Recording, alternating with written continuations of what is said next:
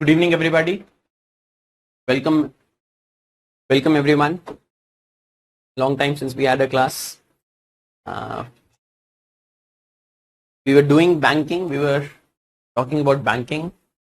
Today we shall be able to finish with our discussions on banking.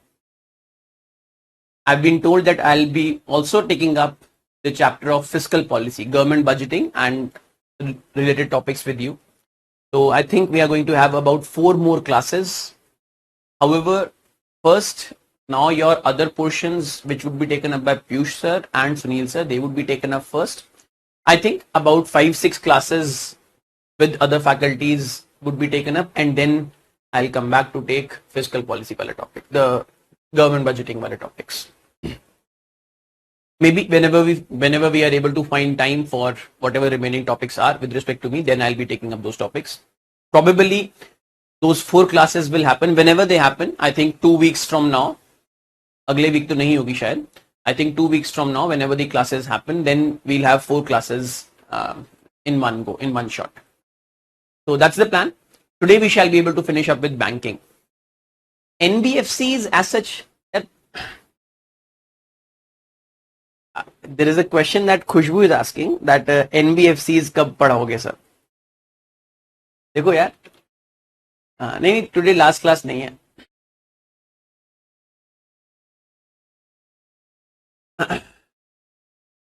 ऐसे set 4 class अभी और हैं इसके बाद. खुशबू इज आस्किंग एनबीएफसी कब पढ़ाओगे? कल यार, कल क्या हुआ? कल या परसों की बात है. तो कौन बनेगा करोड़पति देख रहे थे, तो कौन बनेगा करोड़पति में एक सवाल आया, पता नहीं कल की बात है कब की. आपको देखने की जरूरत नहीं है. It's a complete waste of time.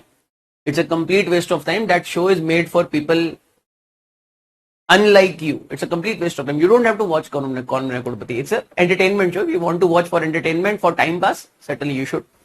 Otherwise कोई कभी इस पर बस से मत देखने लग जाना कि मैं अपनी नॉलेज टेस्ट करता हूँ या फिर कुछ होता. तो एक सवाल पूछा गया उसमें कौन बनेगा करोड़पति में कि इनमें से कौन सा पक्षी है जिसके आंखों के सॉकेट के अंदर जो आंख है, it cannot rotate. Which of the following birds cannot rotate its eyes under the socket of its eyes?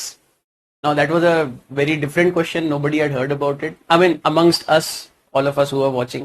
But when the options came, then we all guessed that it should be owl. Owl उल्लू है. उल्लू की आंखें it's very बड़ी stiff सी होती हैं और अपनी गर्दन पूरी घुमा देता है. And as it turned out, owl was the right answer. तो वो क्वेश्चन को देख के मेरे को एक चीज रियलाइज हुई that this question acts as a good example of you cannot teach each and everything. If you start learning about birds, probably you will never come across this fact that which bird cannot rotate its eyes under its eye socket. But from the knowledge that you have, you apply that knowledge, and from that you try to answer questions. So you want me to teach, let's say, NBFCs also. कि sir NBFCs आपने नहीं पढ़ाई, NBFCs कब पढ़ाओगे? अब NBFCs, it's a very specific topic, very peculiar topic. I'll tell you some things about NBFC. मैं बताऊंगा NBFC क्या होती हैं, कैसे काम करती हैं. Some things I'll talk about NBFCs, but NBFC is not going to be some different chapter or different topic altogether. I'll hardly take about half an hour or so. लगभग आधा घंटा लूंगा आज की क्लास में. About half an hour or so when I tell you about what NBFCs are.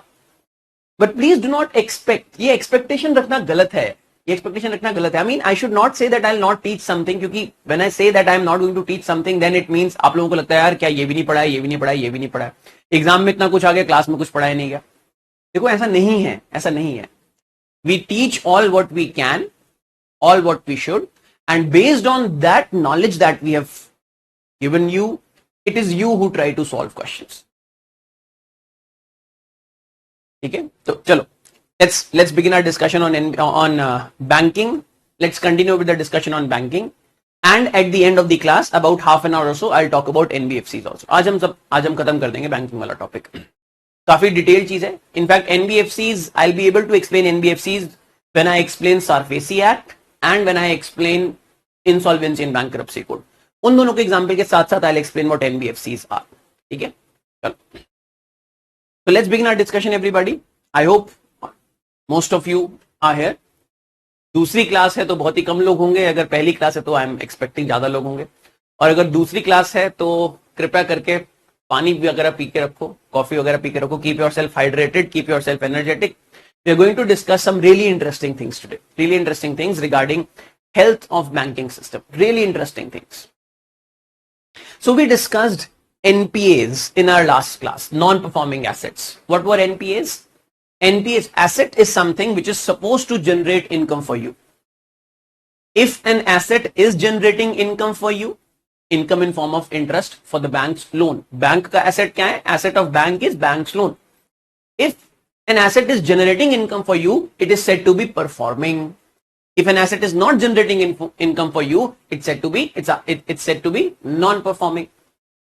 For a bank, the asset is the loan that it has given. क्योंकि loan देके bank expect करता है, bank expects that on this loan I will be earning some money, earning some interest. And if the money which bank has given doesn't earn interest for the bank, it becomes a non-performing asset. To explain in simpler terms, technical definition क्या है ये हम last class में देख चुके हैं, लिख भी चुके हैं. If on a loan either the principal or the interest is not received for a period of 90 days, then it becomes a non-performing asset. Technical definition we have seen, but to understand in simpler terms, performing, non-performing, supposed to earn income but is not earning income. We looked at provisioning requirements in the last class. We looked at capital requirements in the last two classes. Capital requirements, provisioning requirements सब हमने देखी. And last time we discussed the reasons for NPAs as well. What are the possible reasons that why a loan becomes non-performing? Why is somebody unable to return the money? We looked at two broad categories of reasons. Willful and non-willful reasons or other economic reasons. Willful reason क्या है? A person deliberately, a person or a company deliberately does not pay.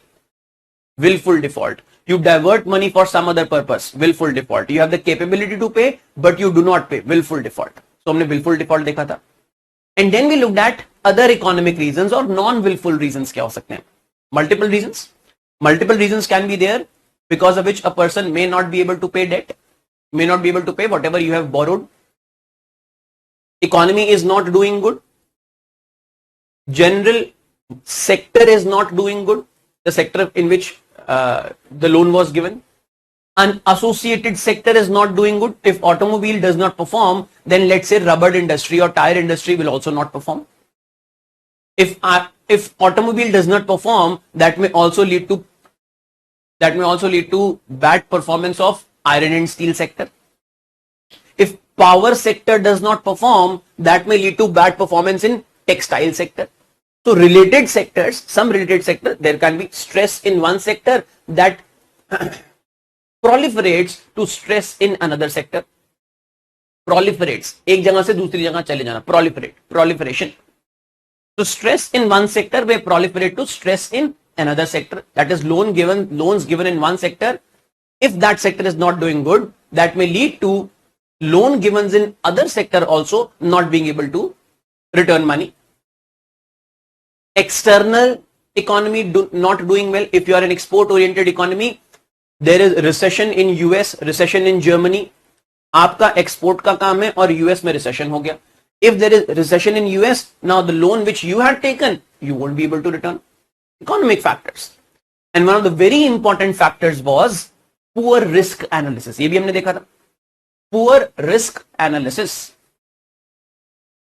In fact, this is the most important factor, most important reason that why a loan becomes NPA. Poor risk analysis. क्या होता है poor risk analysis? Poor risk analysis is when while giving the loan, while approving the loan, while sanctioning the loan, you do not do due diligence. You do not apply your mind with respect to possible risks. Or the mind that you have applied is not rationally applied. You are unable to envisage, you are unable to see what risks may affect a particular business. If you are unable to see, if you overlook the risk, intentionally or unintentionally, intentionally भी overlook कर सकते हो, unintentionally भी overlook कर सकते हो. If you are unable to see the risks with respect to the loan that you are giving, then that may lead to problem of NPA. That usually does lead to the problem of NPA. This problem is more pronounced in public sector banks. ये भी हमने देखा था last time. The problem is more pronounced in public sector banks where there is no separate or specialized risk analysis department. Public sector bank में कोई specialized risk analysis department नहीं है, and because of that, all tasks are supposed to be done by all the people all the time.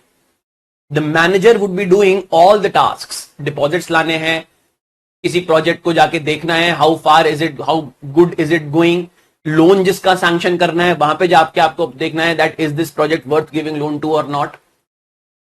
It's not about their lack of capability. Probably they are more capable, but it's about lack of resources. You do not have time, you do not have specialization to analyze risk with respect to a particular project. This leads to poor risk analysis, which greatly increases the chances of a loan becoming NPA. In fact, an extension of this argument is this. Public sector bank में अगर आप जाते हो, if you go to a public sector bank to take a loan, the default answer of the manager is no. आपको loan नहीं मिलेगा. Default answer of the manager is no, you will not get a loan if you go to a public sector bank to take a loan. PNB, SBI, Canara Bank इनमें चले जाओ तो default answer is you will not get loan. If you go to a private sector bank, they would be more than willing to offer you a loan. आपका loan तो pre-approved है. You are eligible. Your loan of this much amount is pre-approved. You go to PNB, SBI, they will say we are not ready to give loan to you. You might have a very good credit history. You might have a very good credit score. You might be a salaried individual, but the default answer would be no, you are not eligible for loan, or you will not give you loan. Because the culture has been developed in such a manner that the person is required to do multiple tasks. अगर आपकी loan application approve करनी है तो सारा काम उसी officer को करना पड़ेगा. That bank officer will have to do entire task with respect to you. All the tasks of approving the loan would have to be done by that person, number one. Number two, because everything will be done by that person, complete accountability is also of that person. Bank manager की पूरी accountability है. कोई अगर loan NPA हो गया, public sector bank की बात कर रहा हूं, there is no match of accountability in public sector and private sector. Accountability in public sector banks is miles higher, miles more than accountability in private sector bank. Miles more than that. In a public sector bank, entire accountability, complete accountability is on that one person. कौन लेगा accountability? कौन लेगा जिम्मेदारी? तो default answer is नहीं, आपका loan approve नहीं होगा. Default answer. अब लोन तो पब्लिक सेक्टर बैंक को भी देना है, because public sector bank also has to give loan, and a person usually does not get loan. Who will get loan? किसको लोन मिलेगा वहां पे? लोन उसी को मिलेगा the person who is either approaching the bank from the top. The person who will get loan from a public sector bank would probably be a person who is approaching the bank from the top. जो किसी को जानता पहचानता है, इनको loan दिलवा देना sir, ये हमारे जानने वाले हैं, इनको लोन दे देना. या फिर ऊपर से फोन आएगा, इसको लोन दे दीजिए. Results in you are giving loan to people for whom you are not performing adequate risk analysis. Ultimately, the reason is that you cannot perform risk analysis. Just give me 1 second. I have to open my door. Just 1 second.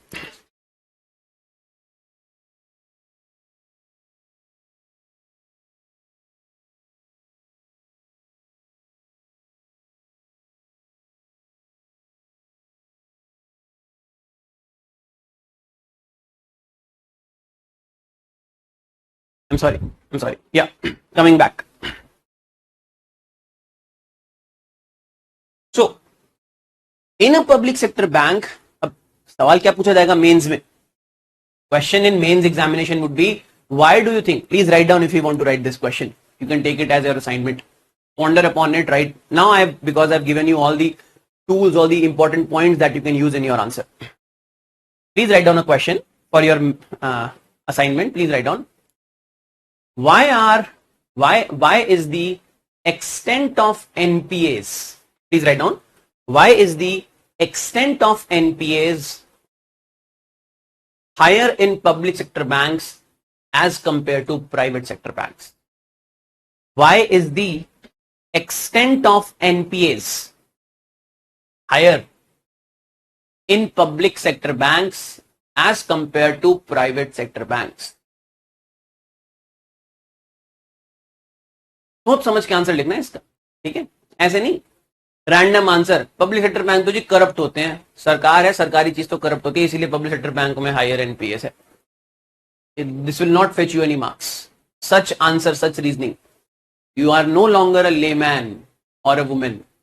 You are now a more polished candidate, a polished person who knows about things more deeply than an average person would know. Please do not write such answers, such laymanish terms. और अगर इसी argument को आप polish करके भी लिखो in sophisticated language, this will not do.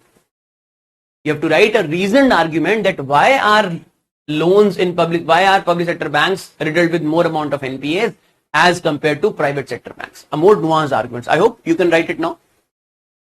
At the same time, no doubt about it, public sector banks have about 75% share in the total banking.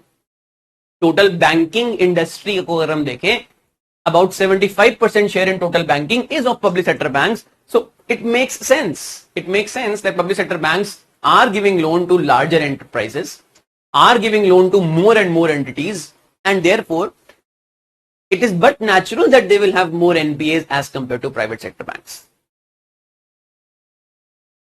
One more reason, let me tell you, एक और reason मैं आपको बताता हूँ. I mean, I'm just discussing this answer. I'm not supposed to. I can just discuss it with you. One more reason why NPAs would be more in public sector banks as compared to private sector banks is this. Public sector banks, as we just said, they have about 75% share in banking industry. Public sector banks in general are big as compared to private sector banks. Leave aside HDFC, Axis and ICICI Bank. The size of public sector banks is quite big. Therefore, who has the ability to give large amount of loans? Large amount of loan, बड़ा size का loan. जो बड़े size का loan है वो कौन दे सकता है? I am not talking about loan of 10 lakh 15 lakh rupees. I am talking about loans of thousands of crore rupees. Who has the capability to give large amounts of loan? It is public sector banks. जब public sector banks के पास ही सारे deposits हैं, most of the deposits are there with public sector banks only, then it's but natural that the ability to give large amounts of loan, the loan which is of large amount, such loans, it's but natural that it would be given primarily by public sector banks. Large industrial loans are usually given by public sector banks only. And when such large industrial loan becomes NPA, then automatically a big chunk of their asset is now classified as NPA. Private sector banks are mostly dealing with retail customers, not with large customers. Retail customers के साथ deal करते हो, the amount of loans, the amount of each loan that a private sector bank gives is usually small. The amount of loans that public sector bank gives are very big. And therefore, again, it becomes quite natural that when any of such large loans becomes NPA, big chunk of a bank's asset will become NPA, or big proportion of bank asset will become NPA. And that is why NPAs have more pronouncement, are more pronounced in public sector banks as compared to private sector banks. I hope you can write answer to this. अपने आप लिख सकते हो. So we had discussed about NPAs. We continue our discussion with NPAs. Now let's discuss remedy of NPAs. हमने reasons discuss कर लिए. We first discuss what NPAs are. We discussed why NPAs, and now let's discuss the remedies for NPAs. NPAs की remedies discuss करते हैं. How to tackle this problem of NPAs, or broadly, not just NPAs, let's discuss how to tackle the bad health of banks.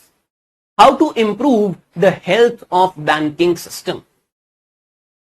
The health is primarily diseased by, or the health is primarily affected by large amount of NPAs on banks' balance sheets. We discussed this. When NPAs what happens because of NPA हम discuss कर चुके हैं. When the bank has large amount of NPAs on its balance sheet, then what happens? Provisioning requirement increases. When provisioning requirement increases, that means it has to set aside more amount of capital from its available capital. At the same time, when it has to set aside more amount of capital, then the amount of capital that it is left with is less. The amount of capital that it is left with is less, and the amount of capital poses a restriction of how much amount of money can bank lend. Capital to risk weighted asset ratio, CRAR 9% होनी चाहिए. That means your risk weighted assets, your capital must be at least 9% of your risk weighted assets. That means your risk weighted assets can at max be, maximum risk weighted assets can be capital upon 9%. So अगर capital कम हो गई, if the amount of capital that you have is less because of higher provisionings due to NPA, then that would lead to inability to lend money. You will not be able to lend money any further. We have discussed this also. Despite having adequate deposits, deposits की कमी नहीं है. You don't have paucity of deposits. You have adequate amount of deposits, but despite having adequate deposits, you will not be able to lend. Why? Because you do not have sufficient amount of capital. If banks are unable to lend, economy will not be able to perform to its potential, will not be able to grow. Businesses will not be able to invest. If businesses are unable to invest, unemployment problem may occur in the economy. So in all this economic model, banking plays a very central role, and therefore health of the banking system is really important. Let's see what are the remedies that we have for improving the health of banking system. Remedies to improve the health of banking system. Health is bad primarily because of NPAs, which pose a restriction on banks' ability to lend despite having deposits, causing double financial repression. ये भी लिखा था last time, double financial repression. Repression from both asset and liability side. Deposits बढ़ रहे हैं जिन पे interest देना है, लेकिन lend नहीं कर पा रहे हो. So what are the remedies to improve the health of banking system? When we talk about remedies, there are many acronyms that you may come across. A very common acronym that you will come across is the 4R framework. 4R framework. 4 R's. The 4R framework helps us to easily visualize this health problem of banks and how to improve it, how to improve the health of banks. 4 R's क्या है? 4 R's याद करो. Please remember these 4 R's. आसान है, easy. Recognize, resolve, recapitalize, reform. We'll look at each one of them. We'll look at each one of them. Remedy for what? What? To improve the health of banks. To improve the health of banks. Remedy to improve the health of banks. The 4 steps that are proposed to improve the health of banks. 4R framework. The 4 steps which are proposed to improve the health of banks are: first, to recognize. Recognize क्या है? Recognize the extent of problem. The extent of problem. सबसे पहले तो मरीज का पता करना है कि मरीज को प्रॉब्लम कितनी है, कैंसर कितना बढ़ चुका है. Is it in stage 1 or stage 4? You have to first know what is the extent of problem. Recognize the extent of problem. First R is recognize. We'll talk about it. Just let me summarize quickly these things. So first R is to recognize the extent of problem. Second is to resolve. Resolve is quite self-explanatory. You first analyze the patient's problem. To what extent is the patient ill? What is the intensity of illness of the patient? And then based on the extent, you have some remedy. You try to resolve that problem. Jitna resolve kar sakte, you try to resolve that problem. You have analyzed, you have diagnosed the patient, and now you are trying to provide remedy. Resolve the disease. Resolution of the existing problem.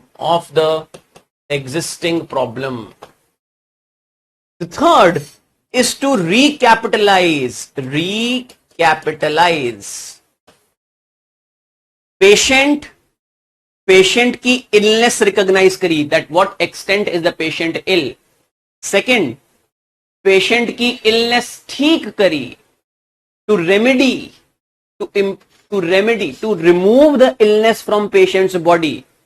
Recapitalise, अब patient को वापस से चलाना है. Recapitalise means to pick up the patient again so that the patient can walk again. बीमार थे बहुत ज्यादा, इलाज किया और अब हॉस्पिटल से छुट्टी मिली है, तो रिहैबिलिटेशन पीरियड है ये. Recapitalise mean to build the capability to function again. Recapitalizes to build the capability of the banks so that they can function again. Recapitalize. And finally, reform. Cigarette पीने की वजह से ये हुआ था, अब रिकैपिटलाइज हो गया है, अब रिफॉर्म, सिगरेट भी छुटवानी है. Reform, improve the person's health to such an extent, improve the lifestyle of person to such an extent that you do not fall into this problem again. Improve the lifestyle of the patient so that the patient does not fall into this problem again. Reform the working conditions or the work culture. Reform the work culture, reform the governance, reform the regulations so that problem does not arise again. Same problem does not arise again. The 4R framework. क्या है 4R framework? समझ में आया सबको क्या है? The 4R framework. Issue: health of banking system. The health is bad. Solution: the 4R framework. Step by step. First, to recognize the extent of problem. To recognize what is the true extent. Now I'll explain in banking term. अभी मैंने biological patient की term में explain किया, साथ साथ banking में भी करा था. Now purely in these terms. To recognize, first, to know the extent of problem in the banking system. To know the true extent of how much assets are NPAs. कितने asset, क्या problem है, कितने asset NPA हैं, stressed हैं, क्या actual extent of problem है. To first know this problem, recognise. Second, to resolve. Once you have recognise, now you take steps to resolve, to reduce your NPAs, to recover as much as you can from NPAs, and if not possible, then let's see what can be done about that. अगर एक body का again in biological term, to recover the part as much as possible, if not then you have to sever that part. अगर ज्यादा कुछ हो गया, resolve as much as you can, recover as much as you can from those NPAs. Recapitalize. Now that you are back, you must have the strength to go and function again, perform banking functions with strength. Recapitalize, जैसे नाम में आपको already समझ में आ रहा होगा, to improve the capital of the bank, to increase the capitalization of the bank so that bank can go and perform its functions of lending again. And reform, दोबारा से same problem नहीं आनी चाहिए. Improve the working conditions of bank, improve the risk analysis regime in the bank, improve the manner in which loans are given, improve regulations, reform all this working of the banking system so that such problems do not reappear. Broadly, the 4R framework of improving the health of banks. Let's discuss this 4R framework in detail now. Broadly, सबको समझ में आ गया आसान चीज क्या है? अब इस फ्रेमवर्क को हम डिटेल में डिस्कस करते हैं. What is this? The first is recognition. Recognize. पहली चीज है recognize करना.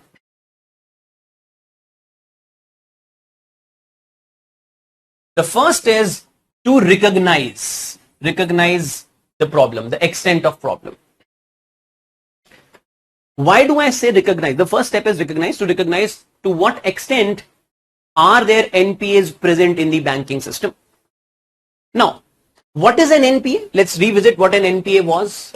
NPA technically is that loan for which for 90 days, for a continuous period, for a continuous period of 90 days, either principal or the interest has not been received,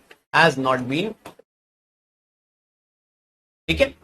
तो ये हो गया हमारा NPA. Everybody knows the technical definition. For a period of 90 days, for a continuous period of 90 days, either the principal or the interest has not been received. What was our special mention account? SMA क्या था? Special mention account लिखवाया था आपको last time. We wrote down special mention account. Special mention account is 30 days, 30 दिन. The first default, हर महीने आपको EMI पे करनी. You have to pay your EMI every month. You have not paid for 1 month. एक महीने पे नहीं करी. अब NPA तो नहीं हुआ है. The account has not become NPA, but now it has shown sign of stress. Stress का साइन आ गया है. तो जैसे ही stress का साइन आया, आपने बोला कि this account needs to be mentioned specially. This account needs to be mentioned specially. Why? Because it has shown first sign of stress. एक sign of stress इसने दिखा दिया है. NPA कब होगा? It will become NPA only when it remains an SMA, special mention account, for 90-day period. Only when either the principal or interest has not been paid for a period of 90, continuous period of 90 days, only then it will become NPA. Now, realize this thing. ध्यान से सुनो, बहुत important चीज है. जैसे ही loan NPA होता है, as soon as loan becomes NPA, as soon as a loan becomes NPA, as soon as a loan becomes NPA, what happens? Provisioning requirements increase or not? Provisioning requirement increase. As soon as a loan becomes NPA, provisioning requirement against that loan increase. पहले तो आप provision कर रहे थे 1%, 2%, and as soon as, अभी केवल ये first type of NPA हुआ है, NPA of first type, substandard. As soon as it becomes a substandard NPA, now provisioning increase to let's say 25%. Unsecured loan है तो provisioning increase to 50%. So drastic increase in provisioning, that means reduction of your capital. क्या bank चाहेगा? Will bank want that a particular loan be categorized as NPA? पता bank को है. The bank knows that this loan is NPA. But when you technically classify it as NPA, then you will have to necessarily set aside more amount of money in form of provisioning for this loan. तो अब bank क्या करेगा? What will the bank do? Or what will the branch manager try to do? Branch manager क्या करेगा? Branch manager will go to this person or will call this person in his or her office, and branch manager will say, आप एक काम करो, आपका loan NPA नहीं होना चाहिए. Your loan should not become an NPA. और NPA ना होने के लिए आप एक काम करो, pay small amount of money at the end of 2 months. 2 महीने के बाद, after 2 months, pay some money. कुछ पैसा आप दे देना 2 महीने के बाद. Pay some amount of principal, pay some amount of interest, pay some money at the end of 2 months. 2 महीने के बाद कुछ पैसा देना. अब 2 महीने के बाद आपने कुछ पैसा दिया. Now this continuous period of 90 days has been broken. Continuous period of 90 days break हो गया. 2 महीने के बाद आपने कुछ पैसा दे दिया. One way through which you can technically avoid, one way, just one way, और भी बहुत सारे तरीके हैं. I'll explain one more way. One way, through this negotiation, you have technically avoided that this loan becomes NPA. It is a special mention account. It is a stressed account. In general, it is a stressed account. But fearing the technical classification of NPA, because that technical classification of NPA will lead to more provisioning, what you have done is you have tried to avoid कि ये NPA की तरह classify ना हो. सच्चाई ये है, the truth is that this loan is an NPA. This is the truth. But it seems on the paper that it is not yet technically an NPA, क्योंकि बीच में कुछ पेमेंट आ गई है तो इसलिए NPA नहीं हुआ है. तो आपने अवॉइड कर दिया. You have delayed recognizing the loan which is NPA for some more time. Another way, again I'll call you, जब 60 days हो जाएंगे, नाउ 90 days, एक महीने बचा है before this loan becomes N NPA, I'll call you and we will renegotiate the terms of repayment. Terms of repayment will be renegotiated. I will renegotiate with you the terms of repayment. Earlier the tenure of repayment or your EMI was for 10-year period, जो आपको वापस करना था loan, हर महीने आपकी किश्त कटती थी. The EMI was for 10-year period. Now I have renegotiated and now the period has increased to 20 years. I have renegotiated the terms of repayment of debt. अब जैसे ही 20 years की टर्म हुई, term 10 year versus term 20 years, तो आपकी EMI कम हो जाएगी ना. The amount of money that you have to pay as EMI would reduce. Interest component will increase because now you will be paying interest for 20 years, not 10 years. But लंबी EMI का मतलब क्या होता है? More amount, your payments are spread over longer duration. So now you will be paying lesser amount of monthly installment. You were unable to pay that higher amount of monthly installment, but you probably will be able to pay a lesser amount. The point is, the bank officer has renegotiated the terms of repayment, the terms and conditions under which this loan was to be repaid. Now you'll have to pay a lesser amount of money, and because you have to pay a lesser amount of money, again, you will avoid classifying this loan as an NPA. What you'll do, you will avoid, आप avoid कर रहे हो, you will avoid classifying this loan as NPA. Reality क्या है? सच्चाई ये है that this loan is an NPA, but you are avoiding to classify it as an NPA. Why are you avoiding? You are avoiding because as soon as you classify it as an NPA, your provisioning requirement will increase. You have to provision more.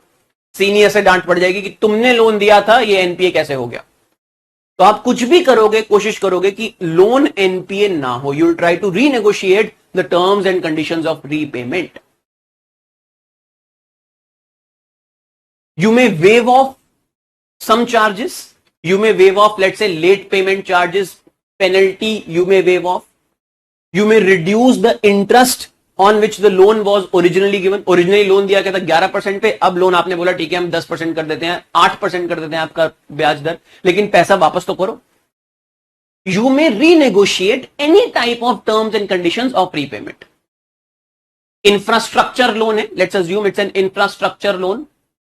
When will an infrastructure loan be able to repay money that it has borrowed? L&T ने या GMR infrastructure ने loan लिया airport बनाने के लिए, Delhi airport बनाने के लिए. They took a loan to construct Delhi airport. When will GMR be able to return money that it has borrowed? When will it be able to return? Once when airport construction is completed and the airport becomes operational. GMR को पैसा कब मिलेगा? GMR ने terminal 3 बनाया Delhi airport का. Terminal 3 पे जब तक लोग नहीं ट्रैवल करेंगे, until the time airlines do not include an airport development fee in their tickets, where will GMR get money from? GMR has borrowed 10,000 crores from SBI and PNB. How will GMR return if its project is not completed? So when GMR took money, one of the terms of conditions of prepayment was that we will pay you money, we will repay them, we will start repayment of money 5 years from now. It will take us 3 years to construct this airport and then further 2 years for people to actually start flying to this operation, to this airport becoming operational and attracting large number of customers. So it is only after 5 years when we expect to earn money from this project, and therefore we will be able to return money, start repayments only after 5 years. 5 साल के बाद हम पैसा वापस देने की स्थिति में होंगे. तो 5 साल तक तो कंस्ट्रक्शन चल रही है, हम पैसा नहीं वापस कर सकते हैं. 5 साल के बाद, after 5 years, we will return money. One type of renegotiation can be that not 5 years, we will return money after 6 years, 7 years. The construction of airport has stopped. Somebody protested कि हम जमीन नहीं देंगे. Some person protested that I will not give money, I will not give my land acquisition नहीं होगा, therefore airport construction रुक गया. Road has to be constructed.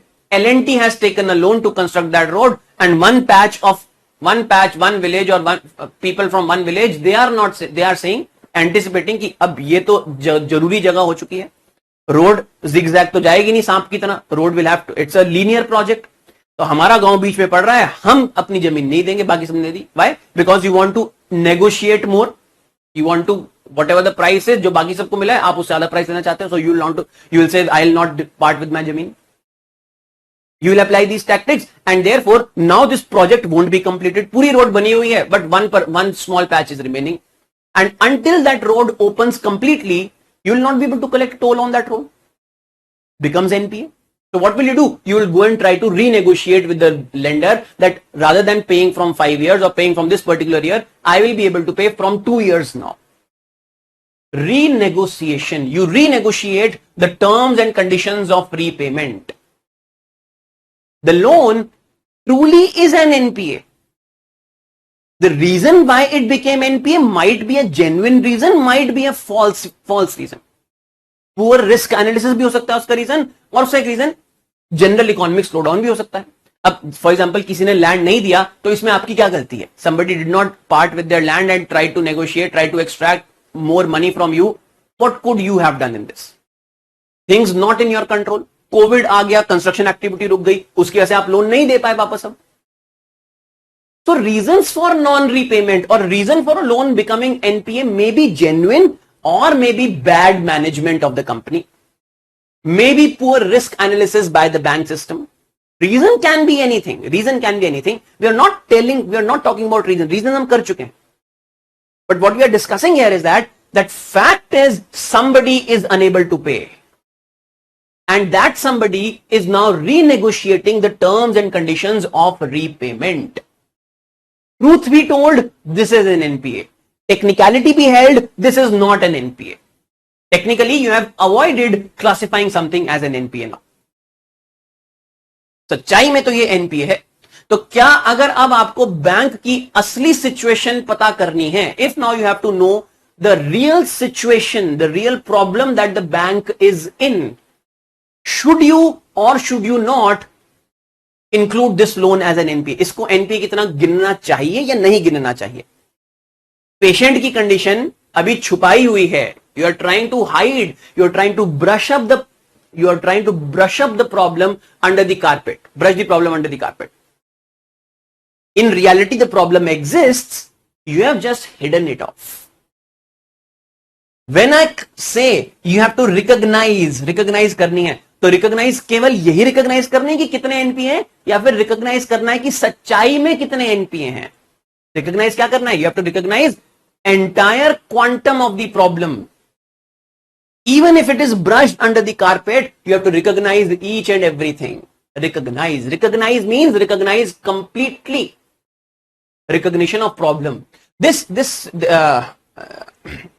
tactic of avoiding classification of NPA, tactic of not classifying some loan as an NPA, whereas it actually is called evergreening. इसको बोलते हैं evergreening.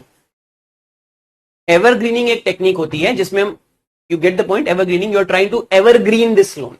Evergreening और भी कई context में use होता है word. This is evergreening of bad loans or stressed loans. Stressed loans or bad loans, evergreening of NPAs. You are trying to brush up the problem under the carpet. You are trying to avoid recognizing the problem. Evergreening. All such loans which have been renegotiated for the terms of their repayment. Some kind of renegotiation, some kind of adjustment, some kind of change has been done for some loan, so that you did not recognize them as NPA. All such loans are called as stressed loans. In सब loan को हम बोलते हैं stressed loan or stressed assets. Such loans are called stressed assets. NPAs to NPAs are NPAs. Stressed assets are those loans which truly would have been NPAs, but because of some renegotiation of terms of repayment, because of some, let me use the technical word now, because of some restructuring of loan. Restructuring मतलब समझ में आ गया ना क्या है? Restructuring is Simply renegotiating the terms of repayment. Renegotiating the terms and conditions, that is what is called as restructuring. Loans which otherwise would have been NPAs but have not been classified as NPAs due to restructuring of those loans are called stressed assets. उनको बोलते हैं stressed assets. So when I say recognize means not just NPAs but also stressed assets. Stressed assets की definition में NPAs अपने आप आ जाते हैं.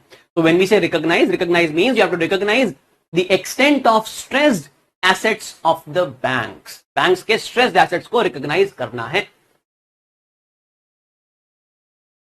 AQR यहां पे लिखा है ना AQR. AQR is annual quarterly review. AQR. Oh, so क्या बोल दिया मैंने? I mixed two things. Sorry. AQR is asset quality review. I'm really sorry. मैंने दो चीजें मिक्स कर दी. Asset quality review. AQR. The AQR process started in 2014. 2014 में AQR process start हुआ. When Raghuram Rajan was the chairman of RBI, Raghuram Rajan started this process. He recommended that we should first go for complete recognition of NPAs. So when Raghuram Rajan was RBI's chairman, he started this process of AQR, asset quality review. What was happening before that was this brushing of stressed assets under the carpet. Everybody knew about the NPA problem, but nobody was ready to recognize this problem. Why? In hindsight, it seems like maybe अगर नहीं करते तो ज्यादा अच्छा होता. अगर recognize नहीं करते तो ऐसे धीरे मरने देते, बैकग्राउंड में कुछ करते तो हो सकता है पीछे देख कैसा लगता है. It was better that if the problem had remained hidden, because when it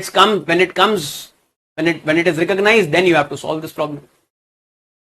So before 2014, everybody knew the problem of NPAs. In fact, NPAs were the things that had NPAs problem of banking industry or the banking system was something that was widely recognized.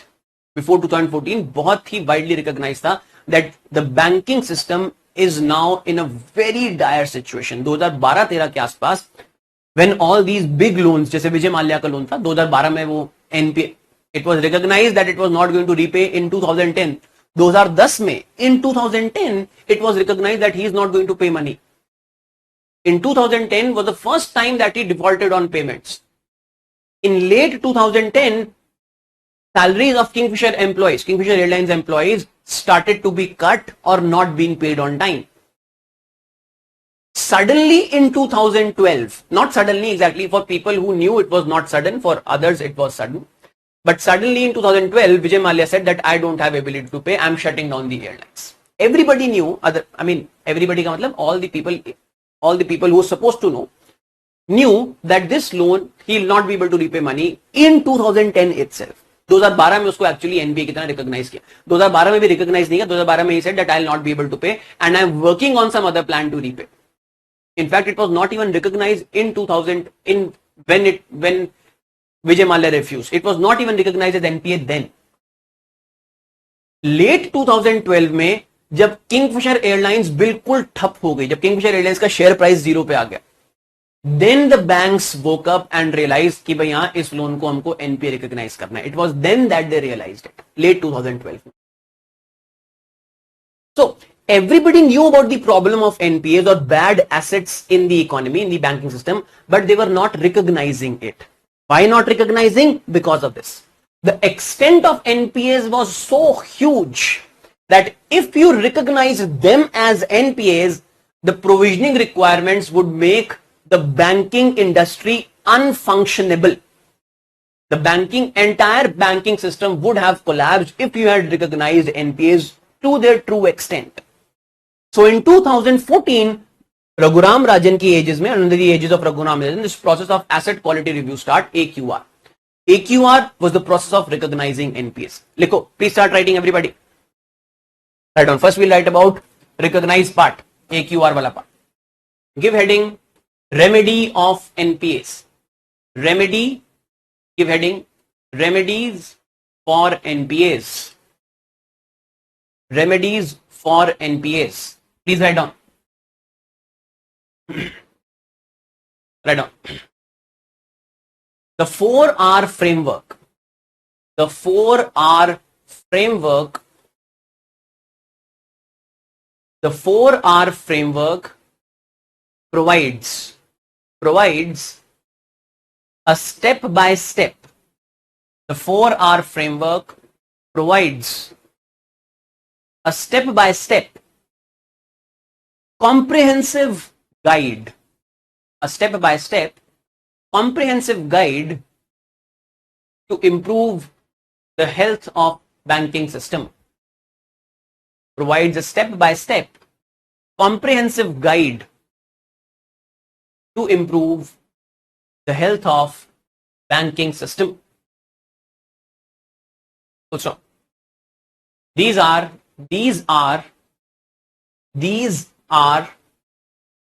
number one, recognize. Number one, recognize. Dash lage likho. To know the extent of the problem. Recognize dash to know the extent of the problem. To know the extent of the problem. Write down in this. इसी में लिखो, recognize के अंदर लिखो. Write down. Banks are reluctant. Banks are reluctant to classify. Banks are reluctant to classify stressed assets. Banks are reluctant to classify stressed assets as NPAs. As NPAs. Because doing so would increase. Because doing so would increase the provisioning requirements. Doing so would increase the provisioning requirements. Comma, putting a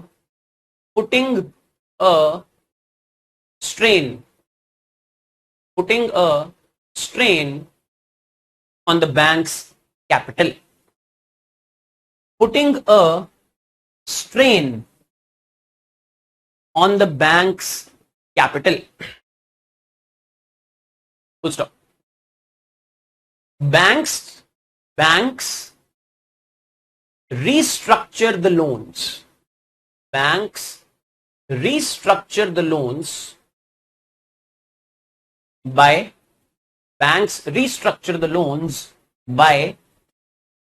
renegotiating the terms and conditions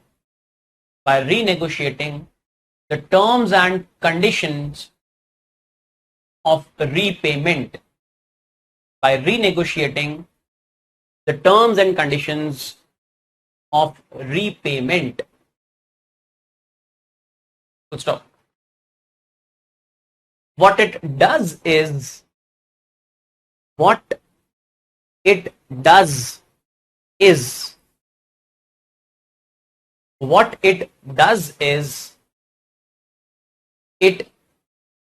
hides the true extent of problem. What it does is it hides the true extent of problem.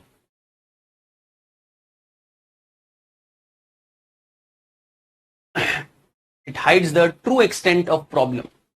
Full stop. In 2014, Asset Quality Review, AQR. In 2014, Asset Quality Review, bracket में AQR. In 2014, AQR was undertaken to recognize the true extent of stressed assets and NPAs in the banks. In 2014, AQR, Asset Quality Review, was undertaken to recognize the true extent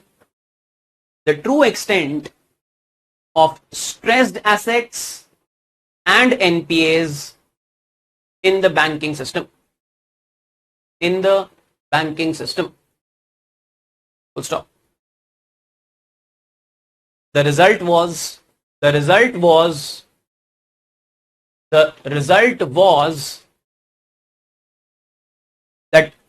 all the evergreened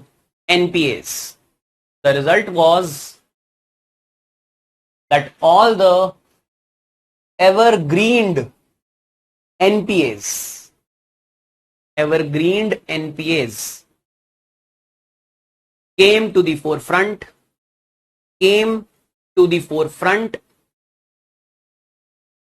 and the NPAs and the total NPAs increased drastically.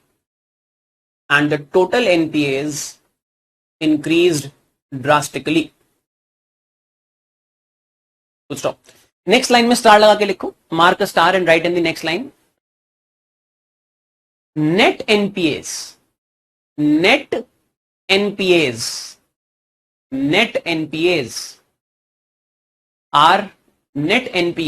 are the actual amount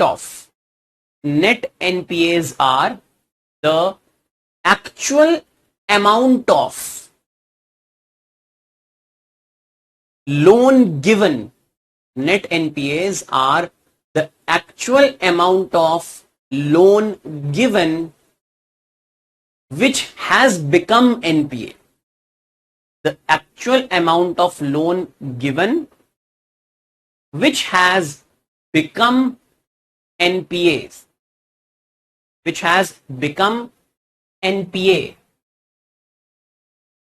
Full stop. The gross NPAs, GROSS,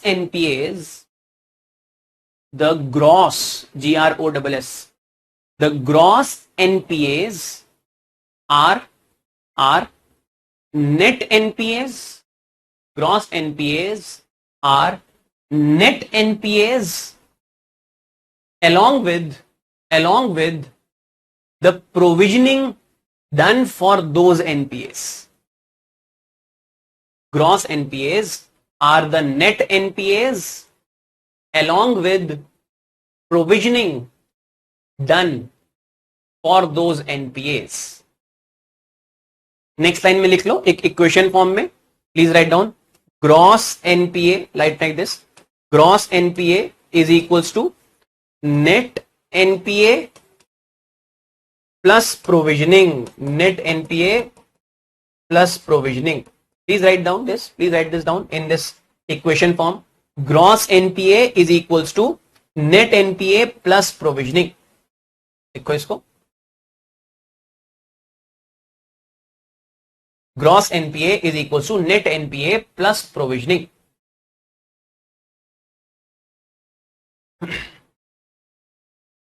ठीक है, चलो next.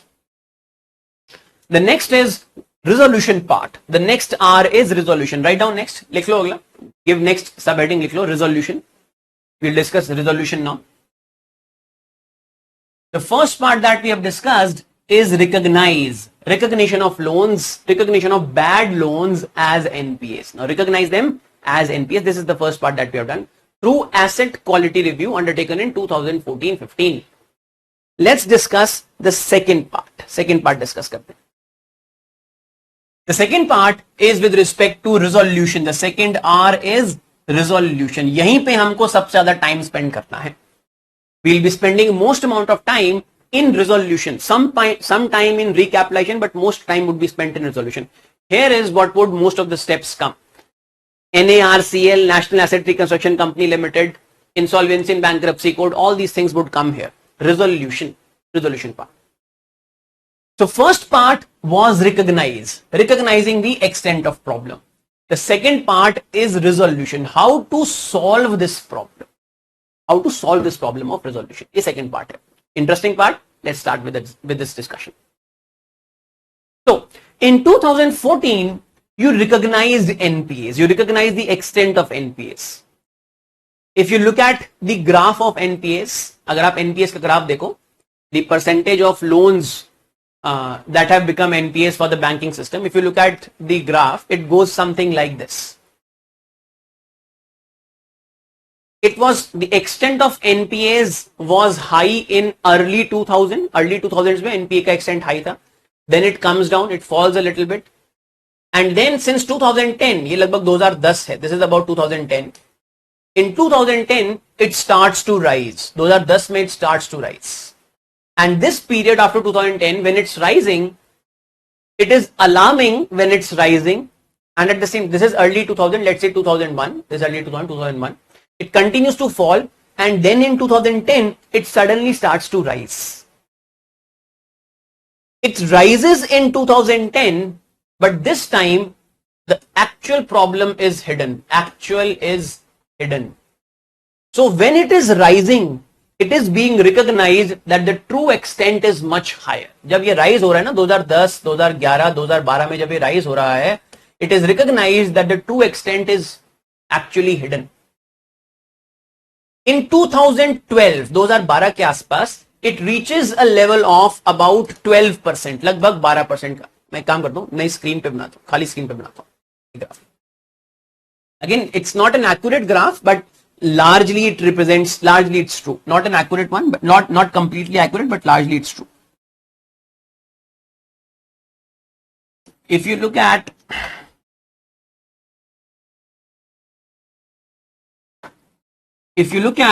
the gross NPAs of the banking system, gross NPAs of the banking system, then they were high in early 2000s, came down, and from about 2010, लगभग 2010 के आसपास से, again not accurate but broadly true. From about 2010 they start to rise and rise sharply. And this is a period when I said that true extent is very high. True extent is very high. ये gross NPAs है. In about 2012, लगभग 2012 में, in about 2012, let's say this is 2001, लेते हैं इसको 2001 है. In about 2012, NPAs are at about 12%. Gross NPAs are about 12% of our 12% of the total advances of bank. Total loans जो bank में नहीं है उसमें से 12% NPAs हैं. So in about 2012, this is the ratio. And then suddenly it starts to rise faster. In 2014 and 15, after AQR, जब asset quality review हुआ, this is AQR, asset quality review, 2014 to 15. When asset quality review happened, NPAs rose to about 17%. Gross NPA लगभग 17% हो गए. NPAs in the banking system rose to about 17% after AQR. In some public sector banks, जैसे UCO bank जो था, UCO bank, in some public sector banks, Vijaya bank हैं, और भी कई सारे बैंक हैं ऐसे. In some public sector banks, gross NPAs reached a level of about 30%. 100 रुपए दिए हैं, 100 रुपए में से 30 रुपए NPA है. You have lent amount 100 rupees, 30 rupees is NPA. All this was recognized after AQR. खास करके जो छोटे छोटे public sector banks थे ना, small public sector banks, they had huge amount of NPAs. It is easy to influence a small public sector banks, but not so easy to influence a large public sector banks. PNB को या SBI को या bank of Baroda को या Allahabad bank को, इनको influence करना by somebody is less. Structures of accountability in these public sector banks are very strict. But to influence somebody in a smaller public sector banks, जैसे नैनीताल बैंक है, bank of और UCO bank, small bank, local area banks हैं, मतलब public sector banks but mostly in local areas. इनको influence करना is quite easy. You reach a level of NPA of about 30% in such banks, these small banks. So this is after AQR, asset quality review के बाद, this is the extent of NPA that we had. Till about 2017 और 18, लगभग 2017 तक, 17-18 तक, जब तक asset quality review चल रहा है, none, more and more loans are coming, NPAs remain in this level of about 17%, लगभग 17% के आसपास रहे, 17% से ऊपर नहीं गए ज्यादा, not never reached 18%, remained in this range, and then they started to come down. इसके बाद they started to come down. After about 2017, लगभग 2017 के बाद NPAs started to come down. They were on reducing path. NPAs were on reducing path till 2020. Till 2020, NPAs were on reducing path. After 2020, because of COVID, it's quite natural that NPAs would increase. As of now, अभी तक की situation ये है that because of guidelines of the government last year, RBI's guidelines, government guidelines, and Supreme Court rulings, all three things happened last year.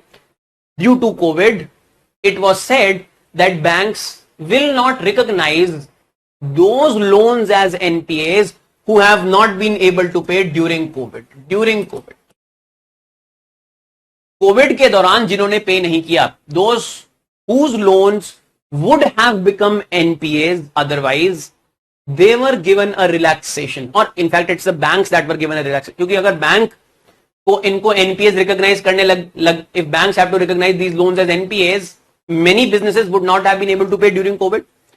If banks have to recognize them as NPAs, then it would naturally put a strain on banks' capital, inability to lend. If banks are not lending during COVID, तो सरकार का सारा programme ही चौपट हो जाएगा. Government's package, government's programs or schemes to provide help to the people during COVID, one of the most important component of that scheme is to provide cheap loans from banks so that businesses can invest, so that people can borrow and spend money. If banks are unable to lend money during this tragedy times, during these tragic times of COVID, then entire banking system may collapse, and with that the entire economy may collapse. So during COVID जो loans NPA होने थे उनको NPA करने के लिए सरकार ने छूट दे दी, they gave a relaxation. अगर true extent देखा जाए, if we have to look at true extent, then probably this would have been more than 20%, probably 20% ज्यादा हो गया होता. So this is broadly the story of NPAs. Sharp rise after AQR, after asset quality review. Now, because NPAs have risen, naturally you will have to take steps to reduce these NPAs. इनको कम करना है.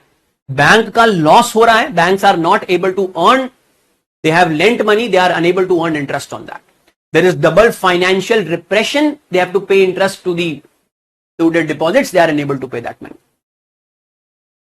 There is problem with the bank because bank's capital is less and hence banks cannot lend. Deposit होते हुए भी, due to demonetization, large amount of deposits came to the banks, but banks still could not lend. Why? Because they were undercapitalized, they did not have adequate amount of capital. So banks could not lend. Hence, the problem of NPA needs to be resolved, needed resolution. NPA की problem को resolve करना बहुत urgently जरूरी है, जरूरी था और जरूरी अभी भी है.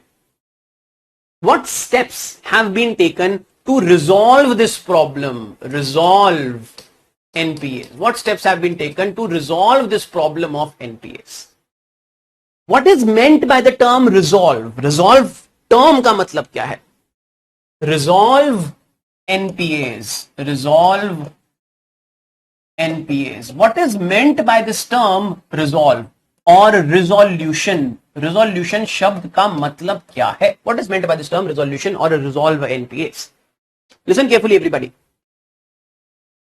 Resolution शब्द का मतलब समझेंगे that what is meant by this term resolution.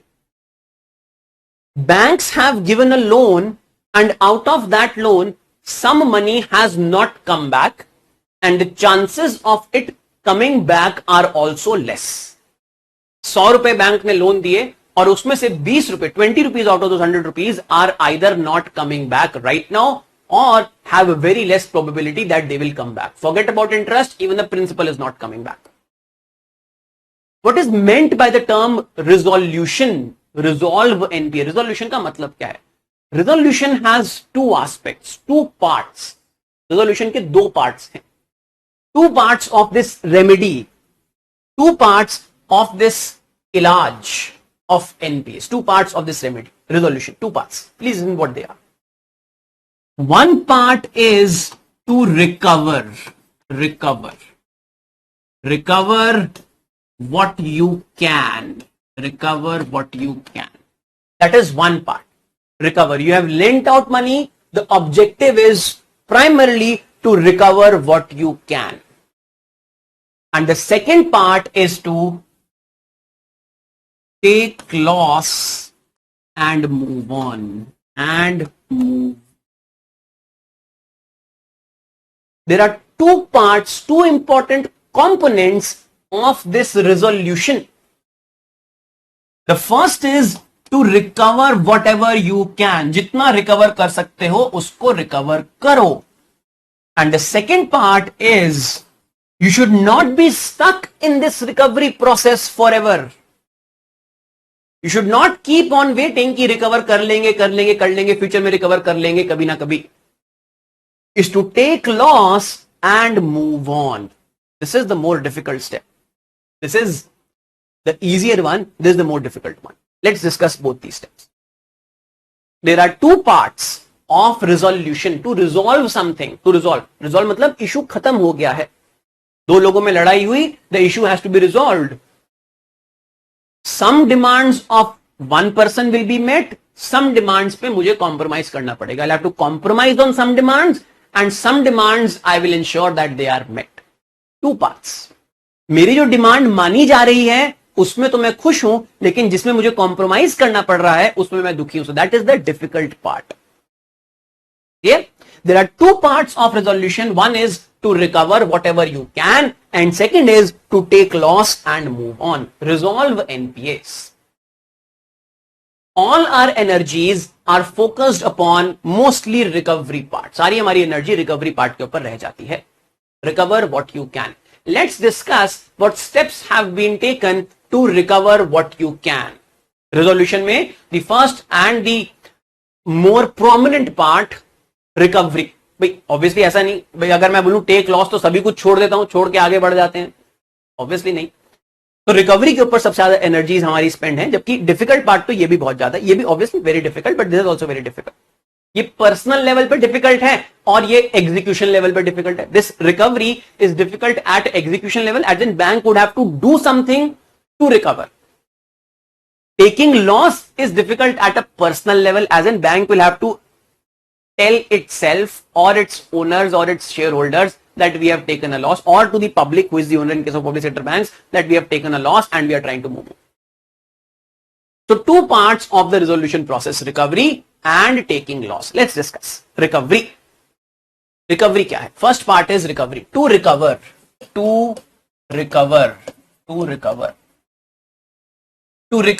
what? क्या recover कर रहे हैं? To recover the bank's dues. That is, recover as much as possible. Recover as much as possible of the loan amount. Recover as much as possible of the loan amount. जितना loan amount है उसका maximum recover कर पाए. We should be able to recover as much as possible of the money that we have lent. Many steps have been taken for this. Recovery process के लिए बहुत सारे steps सरकार ने लिए हैं. Many steps. Since past, many steps have been taken. Let's go over those steps one by one. Well, one is, the simplest way to recover is to use the security or the mortgage. That is one part. To use the security or the mortgage. I have taken a house loan.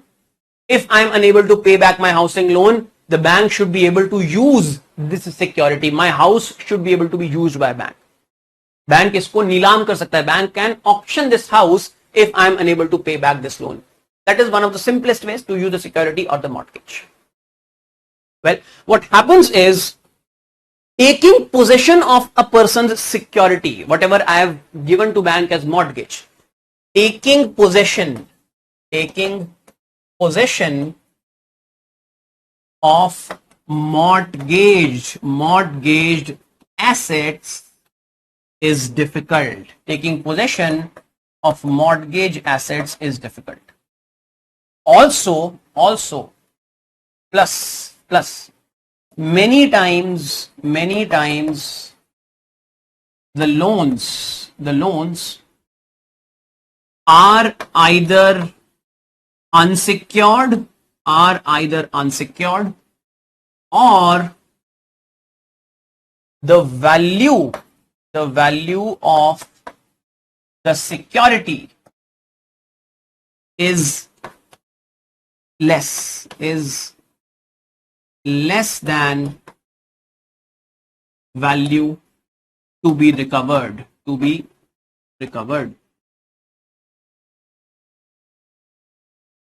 The simplest thing is to use the security or whatever the thing has been mortgaged while the loan was given. But there are two problems here. Number one, taking possession of a mortgaged asset is very difficult. How is it difficult? I'll tell you how difficult it is. And secondly, many times what may happen is that the loans are either unsecured, उस case में तो security है ही नहीं, mortgage कुछ है ही नहीं आपके पास, or the value of the security is less than the value that is supposed to be recovered. जितनी recover करनी है value, the value of security is less. घर आज की फाइनेंशियल क्राइसिस एक्सप्लेन किया था आपको, एक्सप्लेन फाइनेंशियल क्राइसिस. घर की ट्रू वैल्यू मार्केट में कितनी है? The present value of house is $1 million.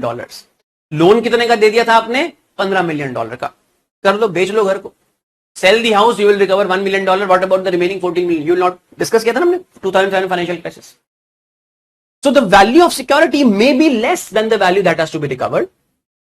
Many times the loans are unsecured, hence you cannot recover in those cases.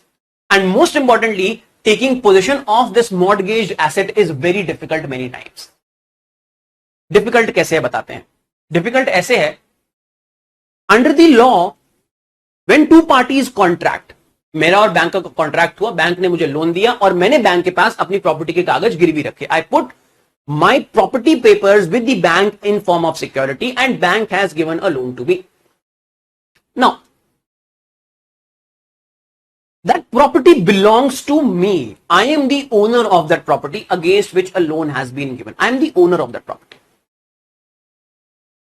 Normally, when I have given the possession of the security papers, my property papers to the bank, I have agreed that I will part with my property in case I do not repay back. I'll say that I will part. मैंने जब agreement किया है, मैंने bank के साथ agreement किया है कि अगर मैंने पैसा वापस नहीं किया, if I do not repay the money, then you can take my property. क्या मैं अपनी प्रॉपर्टी इतनी आसानी से दे दूंगा? Will I give my properties with such an ease? मैंने लोन लिया और मैंने पैसे वापस नहीं किए.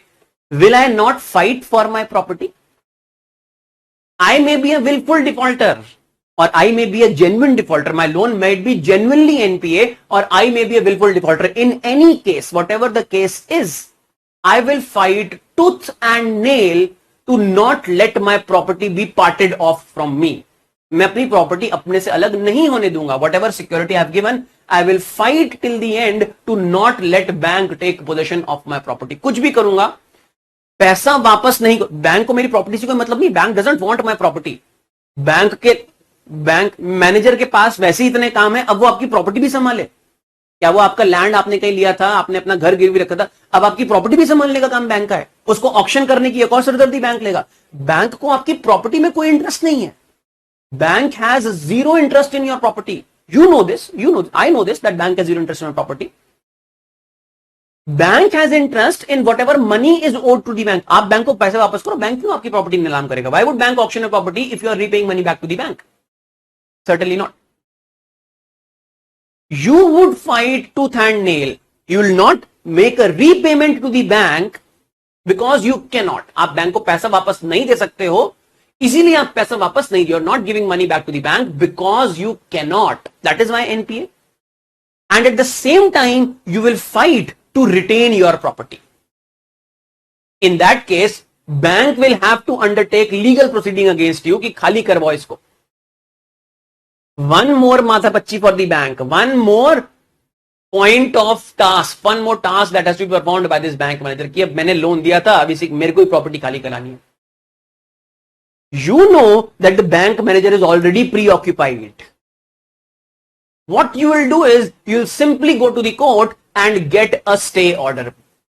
Stay order ले आओगे आप कोर्ट से. 50 लाख रुपए का आपका लोन है, 50 lakh rupees is the value of the loan. 50,000 रुपए आपको किसी व्यक्ति विशेष को देने हैं एक ऑर्डर लेने के लिए. You have to pay 50,000 rupees to some person so that you can take an order. And you will fight tooth and nail to retain your property's possession with you. You will get a stay order and now bank will not be able to do anything. Stay order means, stay order का मतलब put a stay, रुको, stop. Stop from whatever you are doing. Whatever the present status quo is will be retained, will be preserved. जब तक हम judgement पास नहीं करते, until we pass a judgment, until my lords pass a judgment, till that time nothing can happen. Whatever is there, जो जहां बैठ गया वो वहां बैठ गया. I am sitting in my house, I am sitting in my house, I have got a stay order. The case is not resolved, but I get a possession, or I get the possession of my house. I am staying in my house, I got a stay order, I'll stay in my house. The bank will not be able to vacate me or auction my house now. I'll simply get a stay order. 50 lakh का loan था, 50,000 में काम हो गया हमारा. In 50,000 rupees, I am able to do this work. Bank वहां पे bank का मैनेजर बेचारा चक्कर लगाता फिर रहा है कि भाई साहब डेट मिल जाए या कुछ हो जाए. यहां पे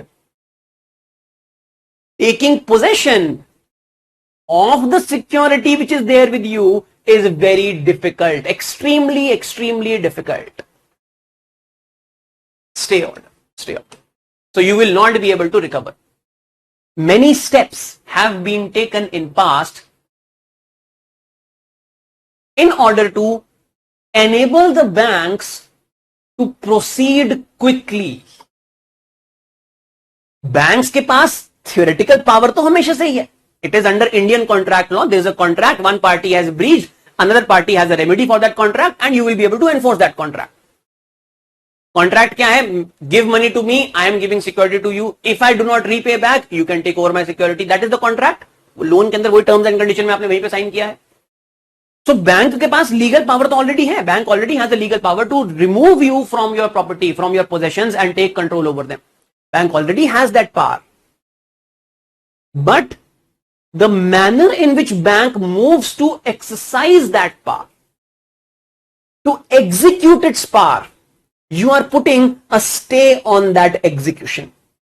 So you are not allowing bank to recover whatever is due to the bank. You are not allowing bank to recover whatever is due to the bank. So the solution is recovery का पहला solution, और essentially all the solution of recovery, even till IBC, insolvency bankruptcy court, जो सबसे recent चीज है, even till IBC, the solution of recovery is to enable banks to proceed swiftly. कि bank जल्दी से जल्दी, earliest to earliest, banks are able to proceed and take hold of the asset against which a loan has to be recovered. The essence of recovery is a swiftness, is the speed at which banks move. The first step of this swiftness, the first step that was taken for the swiftness was passing of the RDDB Act. RDDB Act, I think it's 1992. आपकी जो slides हैं उसके अंदर लिखा हुआ है, I've written what year it is. I think it's 92 or 94. The first step was RDDB Act, recovery of debt due to banks. क्या नाम हुआ? Recovery of debt due to banks. Due मतलब banks की तरफ जो due है. Recovery of debt due to banks. Under this RDDB Act, the important point was, बहुत पुरानी एक्ट है, हमको ज्यादा पढ़ने की जरूरत नहीं है. In fact, अब RDDB Act has been superseded by Insolvency Bankruptcy Court, so now nothing in RDDB Act. But one important thing that RDDB Act did was, RDDB Act set up something, RDDB Act set up something called as a DRT, Debt Recovery tribunals, debt recovery tribunals. RDDB Act set up debt recovery tribunal, DRTs. DRTs किसके तहत setup किए गए हैं? RDDB Act के. क्या है RDDB Act के अंदर? What is the essence? Make the process of recovery swift, fast.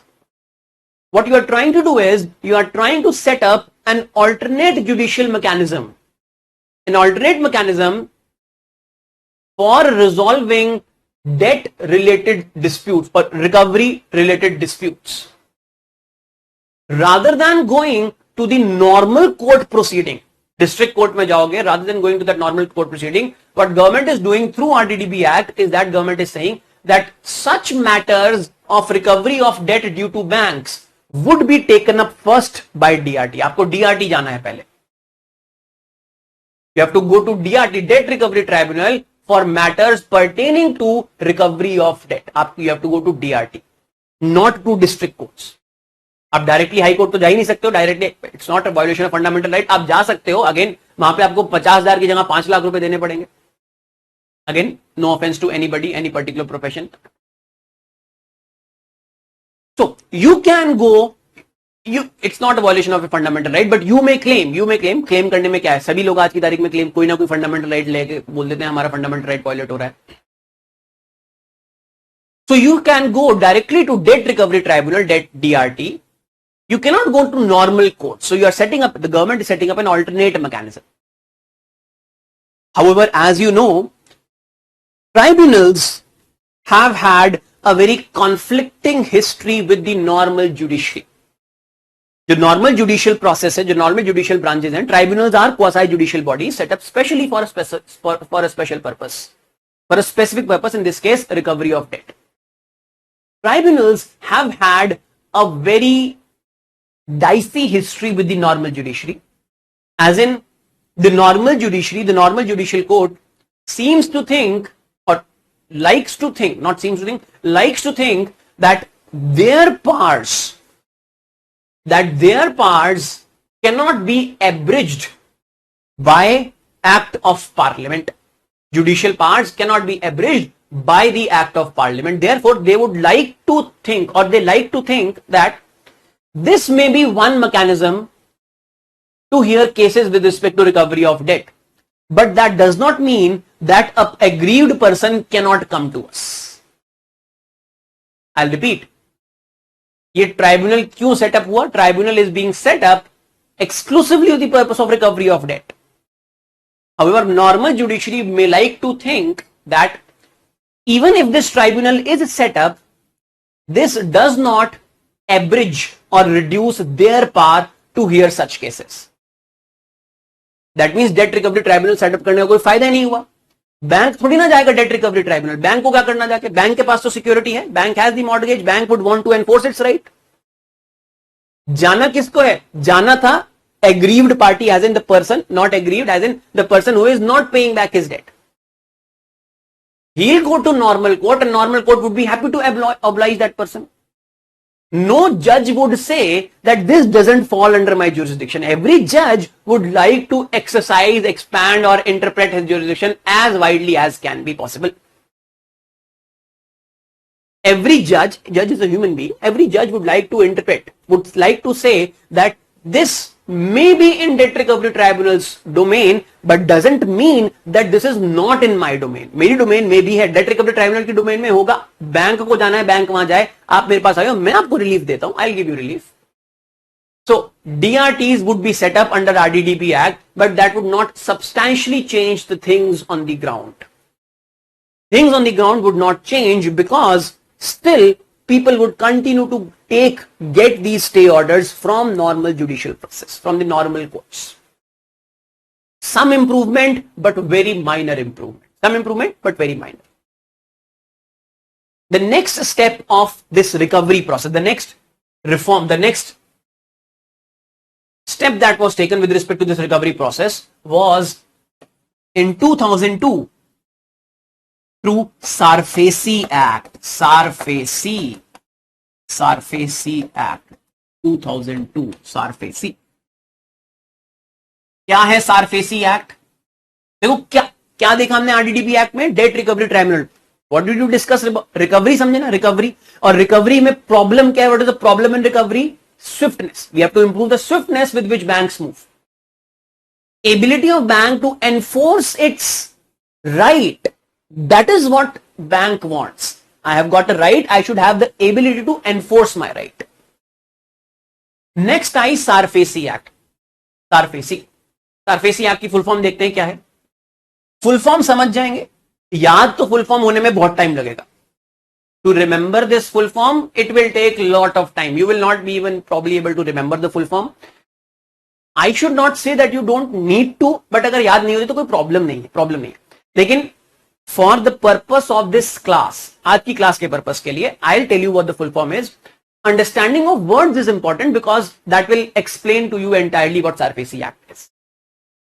Let me write down what SARFAESI Act is, and from that we'll be able to understand क्या करती है, क्या improvement लेके आई SARFAESI Act. What was it that SARFAESI Act brought? 2002. Securitization and asset reconstruction. Securitization and asset reconstruction of financial assets. Again, याद होने में बहुत difficulty आएगी, याद मत करना. अभी यहां पे देख लो, मैं बता रहा हूं आपको. Securitization and asset reconstruction of financial assets and enforcement of security interest. Enforcement of security interest, ESI, enforcement of security interest. I'll explain each of these words and from that SARFAESI Act would be very clear to you. सारे word आपको बताऊंगा क्या है. SARFAESI Act of 2002, full form पहले पढ़ लेते दोबारा से. Securitization, asset reconstruction of financial assets and enforcement of security interest, ESI, enforcement of security interest. Let's understand what SARFAESI Act is. समझते हैं क्या है SARFAESI Act? It is talking about financial assets. ये बात तो क्लियर हो गई. It is talking about something about financial assets. Financial assets of banks are banks, NBFC, सबके assets की बात करती है. Financial assets being simply the loans that you have given, loans. Now, let's first understand this term, asset reconstruction. समझते हैं सबसे पहले. Let's first understand this term, asset reconstruction. Then we'll understand securitization and enforcement of security interest. Financial assets meaning loans. Financial asset का मतलब क्या है? Loan. Asset reconstruction. Let's first understand asset reconstruction. We have talked about this. I'll just recap what asset reconstruction is. Asset reconstruct. Few minutes back, we discussed restructuring of assets, renegotiating the terms and conditions of repayment. That is what restructuring is. Restructuring क्या था? अभी हमने देखा था जब हम asset quality review की बात कर रहे थे. Restructuring means renegotiating the terms and conditions of repayment. What is reconstruction versus reconstruction? Reconstruction का मतलब क्या है? Reconstruction. Restructure versus reconstruct. Reconstruct is rebuild. Reconstruct means to rebuild. Now rebuild doesn't mean physically rebuild something. Rebuild का मतलब ये नहीं है that Kingfisher airlines के जहाज खराब हो गए तो आप जहाज की मरम्मत कर रहे हो जाके. Reconstruction or rebuild does not mean that some asset has collapsed physically and you are going to reconstruct that asset. Reconstruction does not mean that bank had given a loan to construct a building. Now that building has collapsed and bank will take responsibility to reconstruct. It's not physical reconstruction. It is financial reconstruction. The asset has broken down financially. The asset has broken down financially. Kingfisher Airlines has broken down financially. Bank had given the loan to an iron and steel company. The company has broken down financially. What is financial breakdown? Financial breakdown is I am unable to pay my liabilities. I am unable to function. I am unable to repay my debt. That is what breakdown in financial terms is. मैं operations नहीं कर पा रहा हूं अपने. I am unable to carry on my operations. I am unable to pay salary to my staff. I am unable to pay whatever dues are to the banks. This is all what financial breakdown is. I have become a discharge insolvent. पढ़ते हैं ना quality में. Breakdown, financial breakdown. I am unable to pay my dues, my responsibilities, my liabilities. I am unable to pay for them. My asset is unable to function. Financial breakdown. Financial breakdown का opposite क्या है? Reconstruction. Reconstruction. Reconstruction means reconstruction does not mean, reconstruction does not mean that bank takes responsibility of running the company. ये reconstruction का मतलब नहीं है. Reconstruction does not mean that bank becomes responsible to pay salary to that company's staff. Bank becomes responsible to pay the borrowings of this person whomsoever he had taken borrowing from. मैं एक construction group हूं, Amrapali business.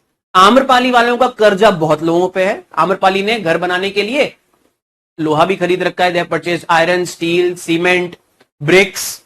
Many people are employed. How homeowners are there. Bank's responsibility. Reconstruction का मतलब, reconstruction does not mean that bank is responsible to pay the dues of everybody from whom Amrapali has taken money. That is not reconstruction. Reconstruction from bank's point of view is my asset is broken. Mera asset is broken. I had given loan to Amrapali. Amrapali is not returning. I had given loan to Amrapali Builders. Amrapali has not returned money. For me, this is breakdown. And for me, reconstruction is that what can be done so that this asset starts repaying me back. मुझे वापस payment करना start कर दे. The asset should start repaying, reconstruct this asset. The asset should start repaying. Asset should start repaying. That is what reconstruction is from bank's point of view. मेरे point of view से क्या है reconstruction? From my point of view, I had given money to you. You are unable to pay back. You should not start repaying that money to me. That is what reconstruction is from bank's point of view. Also, in case the asset does not pay, if the asset does not repay, in case the asset does not repay, then in case the asset does not repay, then garner whatever can be from the asset. Get whatever you can from the asset. जितना हो सकता है उतना ले लो. Reconstruct. पूरी तरह अगर reconstruct नहीं होता है, if it doesn't get reconstructed fully, take whatever you can. You should have the ability to reconstruct it, as in make the asset capable to repay. If it is not becoming capable to repay, then you should be able to take out whatever you can. That is reconstruction from bank's point of view. Bank की point of view से वो है asset reconstruction. More about this in about 5 minutes from now. 5 minute के बाद और discuss करेंगे asset reconstruction के ऊपर. Security asset reconstruction समझे और डिस्कस करेंगे. We'll discuss more about asset reconstruction, but asset reconstruction from bank's point of view is to ensure that it gets whatever is due. If it is not getting whatever is due, it should be able to take whatever it can from that. To take what is due, if not possible, to take what you can. But to take, for me, that is reconstruction. Securitization. Securitization क्या होता है? Securitization. Now, securitization is a very complicated financial term. पहले मैं आपको ये बता देता हूं. Securitization is a very complex, very complicated financial term. In finance world, the word securitization has a very complex meaning. For us, हमारे लिए securitization, without, I'll try to explain to you this term securitization without complexities, without going into complex details, but without losing its value. Without losing its value, I'll try my best to not go into complex details of securitization. I'll not go, in fact, do my best. I'll not go into complex details, but I'll not lose out on its essential characteristics. Securitization. याद है हमने discuss किया था credit default swap. Credit default swap discuss किया था हमने. We discussed 2007 financial crisis. 2007 financial crisis को अगर मुझे एक लेमैन टर्म्स में बताना हो, if I have to explain 2007 financial crisis in very laymanish terms, this मैंने आपकी क्लास में बोला भी था, if you can watch that movie the big short. वो मूवी देखना चाहो तो देख सकते हो.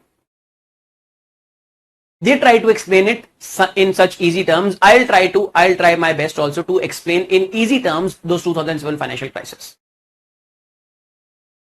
Think about it. मैं आसान टर्म्स में आपको बताने की कोशिश करता हूं. You purchase fruits from milk. You purchase onion from milk basket or big basket. Big basket तो सब जानते हैं. Big basket से आप सब्जी खरीदते हो. You purchase vegetables from big basket. Now, what big basket may do, I don't know whether it does or not, but let's say what big basket may do. Big basket वाला क्या करता है?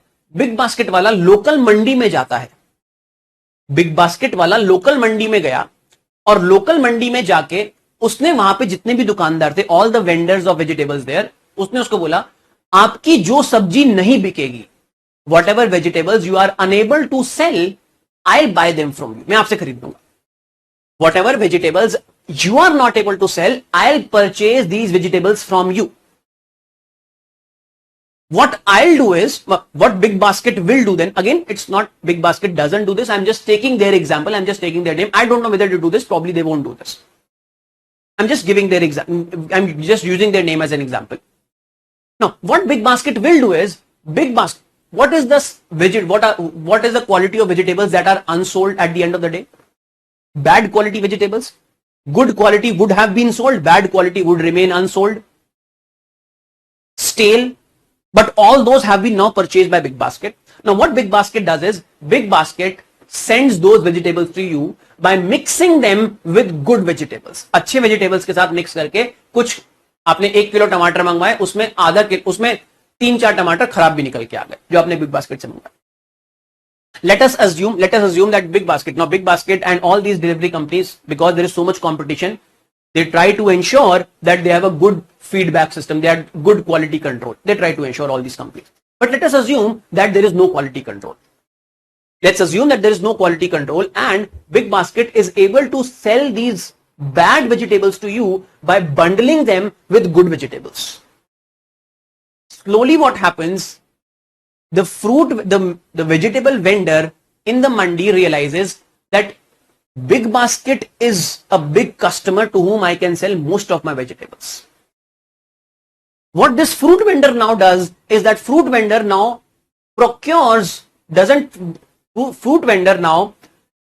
doesn't concern himself much with the quality of vegetable that he procures. He knows that Big Basket will come, procure all the bad vegetables from me and I'll be able to sell off. मैं सब कुछ बेच सकता हूं. Other vegetable vendors also realize this. You are now in the habit of consuming those bad vegetables which you get from Big Basket. Why? Big Basket is mixing all those bad vegetables with some amount of good with some amount of good quality products. slowly and steadily what happens is even the farmer realizes that I can sell even a bad quality product and it would eventually be sold as well. मैं एक bad quality product बना के भी sell कर सकता हूं. There is always a buyer who would be willing to buy it and probably at a higher price. If you purchase from Big Basket, you probably pay a higher price. Again, we are assuming that there is no quality control here. और quality control की जिम्मेदारी किसकी है? Financial world का अगर example ले रहे हैं, जिम्मेदारी है रेगुलेटर्स की. One day, all of a sudden, you realize that all the tomatoes that you got were of very bad quality. And now you raise an alarm to Big Basket that the tomatoes that you have been sending are of very poor quality. Same thing happens immediately with everybody else. They realize that the vegetables that they get are of poor quality. Big Basket realizes that vegetables in the market now themselves are of very poor quality, so they cannot do anything about the quality. The vegetable vendor realizes that the quality of vegetables that is being produced by farmers is also of poor quality, so they also cannot do anything about it.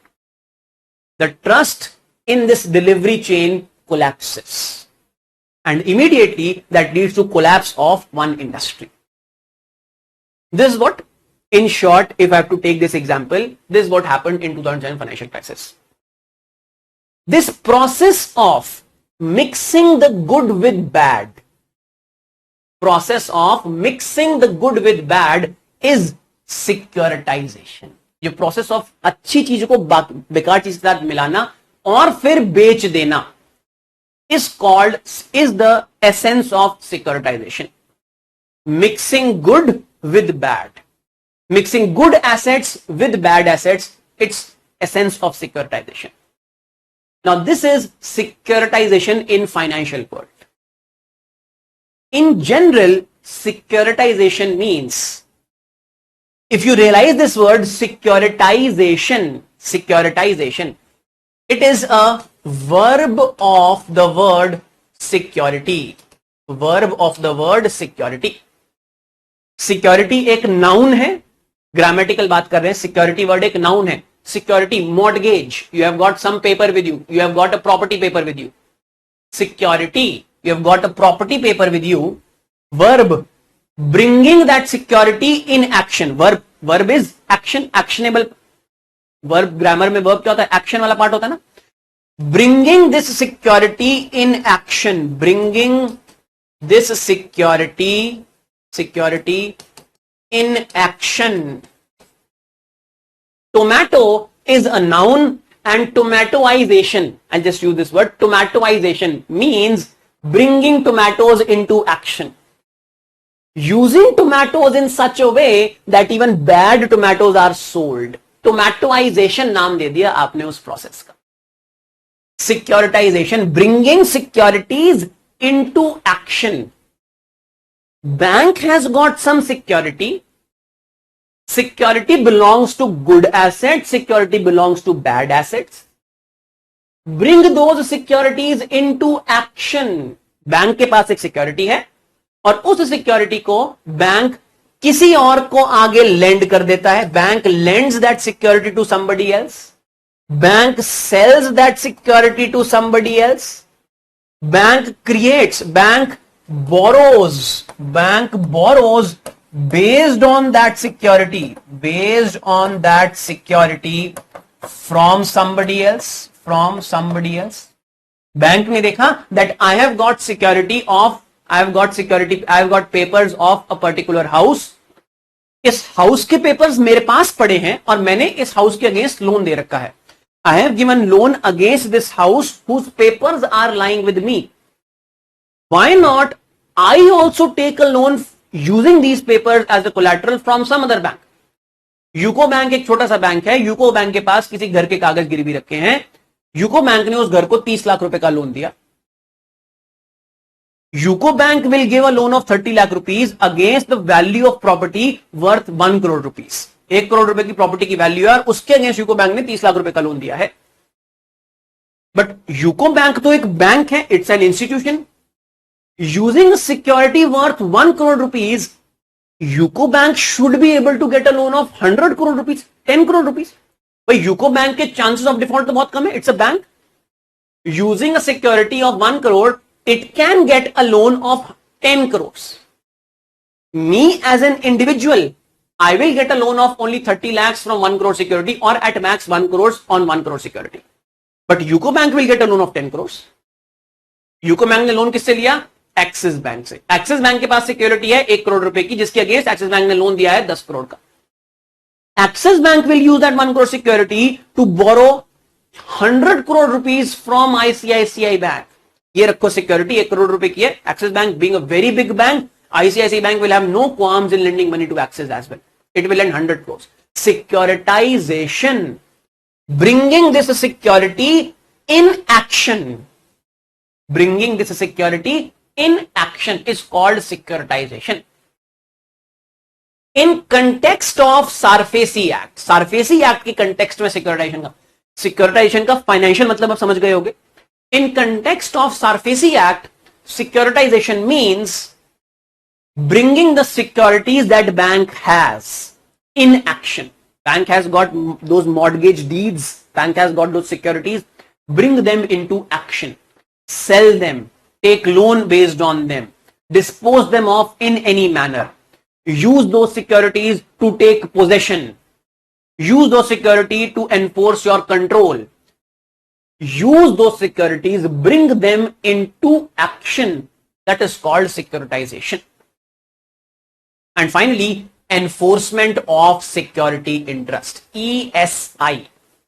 Enforcement of security interest. क्या मतलब हुआ enforcement of security interest का? Enforcement of security interest means that ability of bank to enforce whatever rights it has. Bank has got a right that it wants to, that it can dispose of that security. उसको securitize कर सकता है. Bank can securitize, should be able to enforce that right that it can securitize. Bank can reconstruct an asset.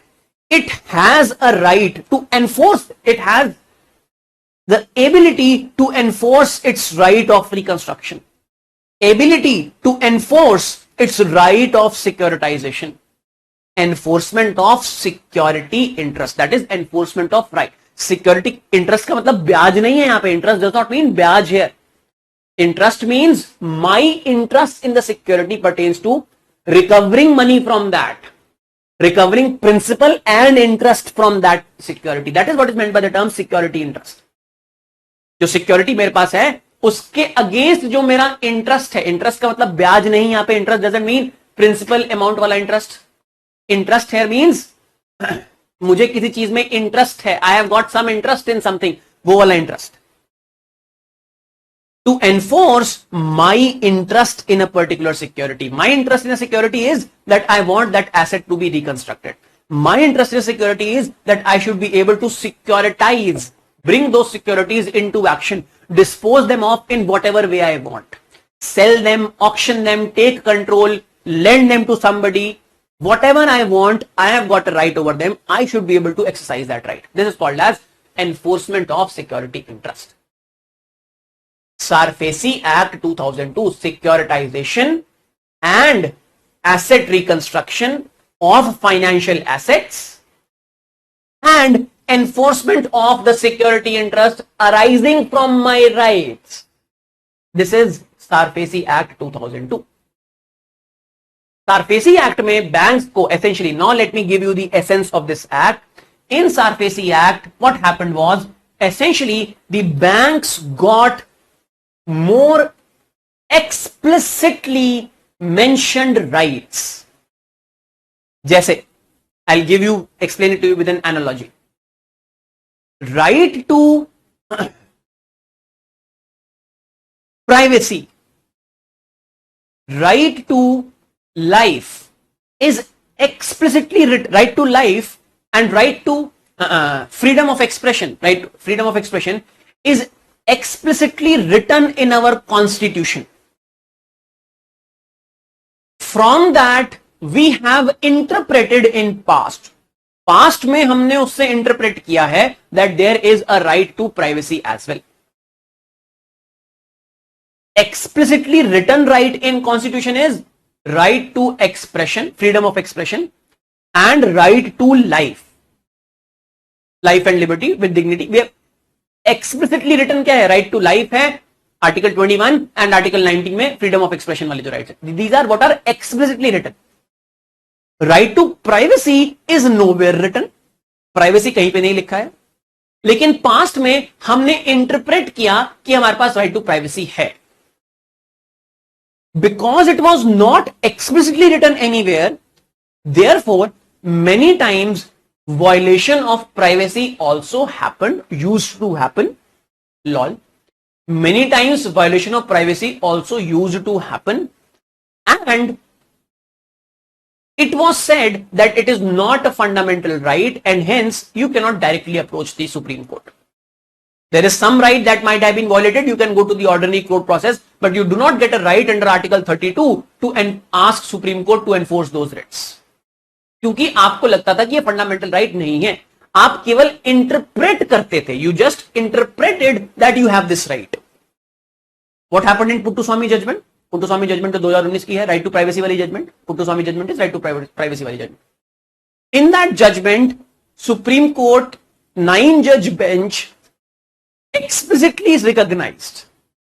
बोल दिया कि भाई yes, right to privacy is a fundamental right, part of our constitution, no questions asked. Right to privacy fundamental right है. इसमें क्या हो? What happened in 2019 in this judgment? Now this right has been explicitly recognized. Earlier it was implicit, now it is explicit. Same thing is happening in SARFAESI Act. Right of banks was implicit. Security है तो bank के पास सारे rights automatically हैं. Banks already had the rights to securitize, to reconstruct those assets. They already had those rights. कोई नए right की आवश्यकता नहीं थी. SARFAESI Act ने क्या किया? SARFAESI Act ने it made explicit what was already implicit. This is what SARFAESI Act does. It makes explicit what was already implicit. Right to securitize, right to reconstruct asset, and most importantly, to enforce the security interest. That is what SARFAESI Act did. I said we'll revisit asset reconstruction. Break पे जाने से पहले एक बार asset reconstruction भी देख लेते हैं दोबारा से. Under SARFAESI Act, a special type of company was given a legal backing.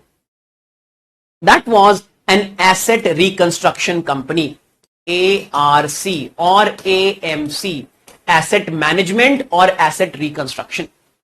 A special type of company. Companies कहां register होती हैं? Companies Act के अंदर. Any company, anybody has to do business, the company is registered under Companies Act. Banks get a license from RBI under Banking Regulation Act, but banks are also registered as companies under Companies Act. 1956 की Companies Act है. Banks are registered as companies under Companies Act. So any commercial entity, any enterprise has to register itself as a company. और जब आप companies act में जाते हो तब आपको बताना पड़ता है, you have to go and tell the registrar of company that what type of company are you. तो bank will say we are a banking company. In 2002, under SARFAESI Act, a new type of company was created.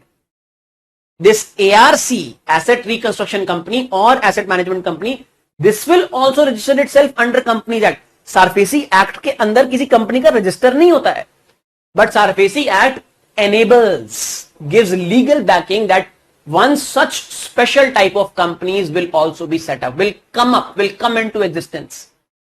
So HDFC AMC, which is the largest AMC in the country, asset management company.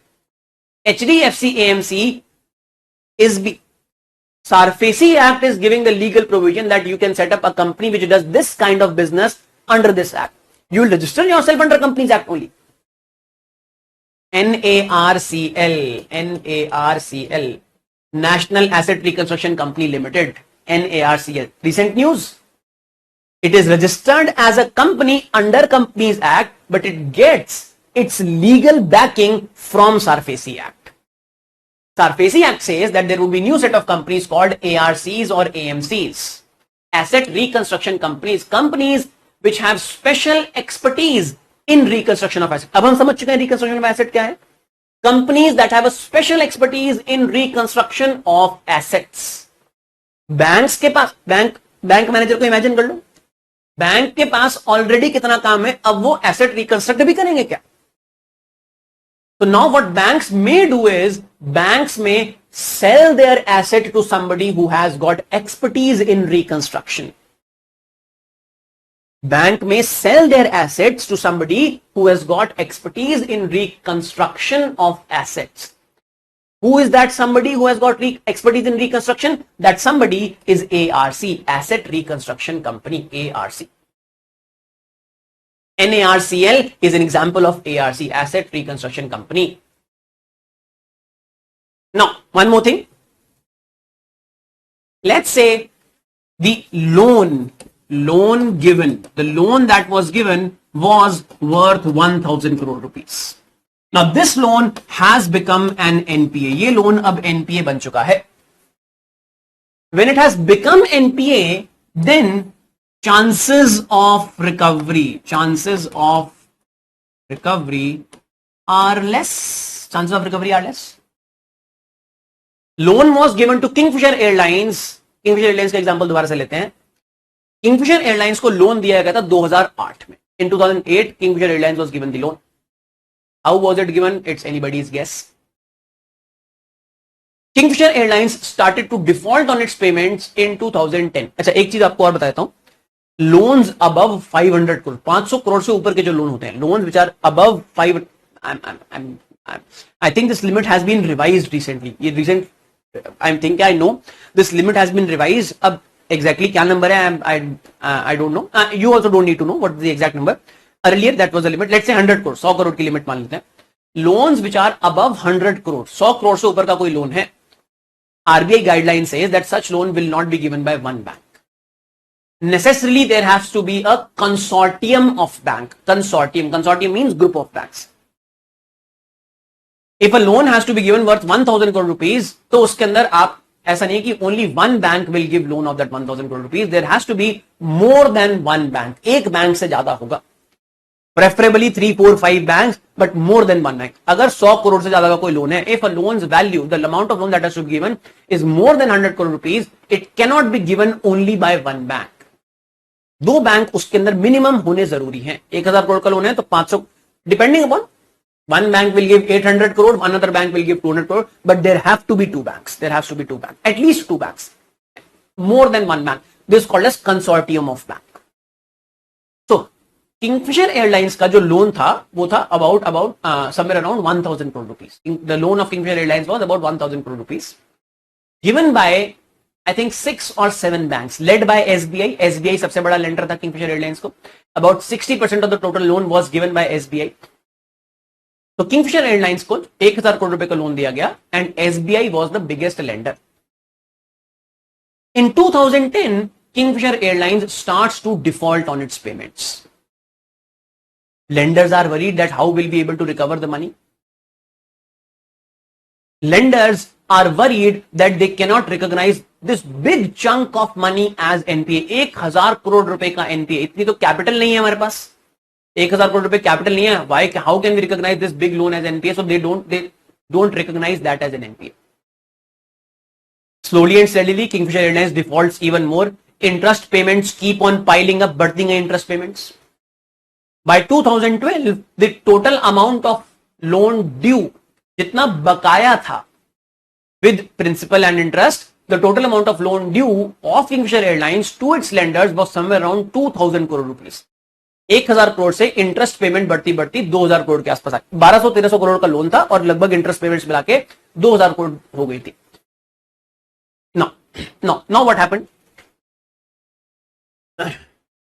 Banks recognized that as an NPA. Banks ने उसको NPA की तरह recognize किया and they had to set aside the required amount of capital, whatever was there. But banks did not still recover the money, could not recover the money. He was still in India then, 2012 में भी India था, but banks were stopped to proceed for recovery. Banks were stopped to proceed for recovery in 2012 against Mr. Mallya. the amount of interest kept on piling up. By 2015, when he fled, जब 2015 में वो भागा है, in 2015 when he fled, the total due of Kingfisher Airlines was somewhere around 5,000 crore rupees. लगभग 5,000 करोड़ के आसपास total due था Kingfisher Airlines का. The total due of Kingfisher Airlines, including interest, penalties, everything, was about 5,000 crore rupees. Now, NPA of bank is how much? 5,000 crore. जैसे मैंने example लिया 1,000. NPA amount कितना है? 1,000 करोड़ रुपए का. Can you recover 1,000 crore rupees or 5,000 crore rupees from Kingfisher Airlines? कहां से recover करोगे? From where would you recover? Would you sell his aircrafts? Since 7 years they have been lying. अब आज तो 11 साल हो गए हैं. Since 9 years, since 2012. Since 9 years they have been lying in some hangar. जंग लग चुका है उनके ऊपर, सड़ चुके हैं, सीटें वगैरह सब खराब हो चुकी हैं. लोहे के दाम भी बेचोगे, जंग लगे लोहे के दाम भी बेचोगे, तो how much will you be able to recover? Hardly 500 crore rupees. SBI moved to recover assets of Kingfisher Airlines in 2017. 2017 में SBI moved to recover assets. It could recover about 500-600 crore rupees.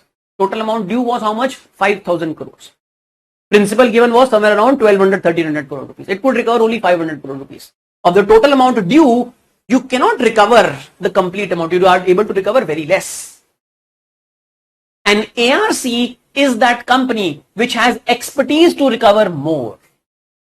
अगर SBI बेचेगा Kingfisher airlines के जहाज को, तो SBI के पास ज्यादा expertise नहीं है. SBI रिकवर करेगा जितना होता है, फटाफट करो, चलते हैं यहां से. अगर ARC करेगी तो ARC will recover each and every part, will be able to sell each and every part separately, will be able to recover more.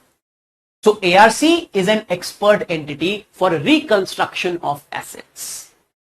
ARCs get their backing from SARFAESI Act. This is exactly what NARCL is going to do. National Asset Reconstruction Company Limited.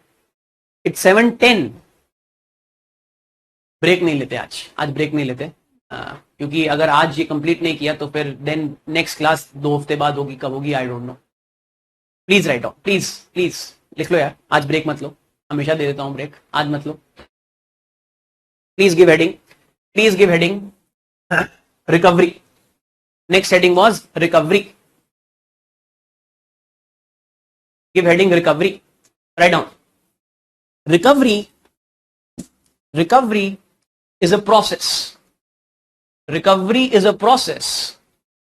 Please आज के दिन मत लो यार, थोड़ी सी मेहनत कर लो आज.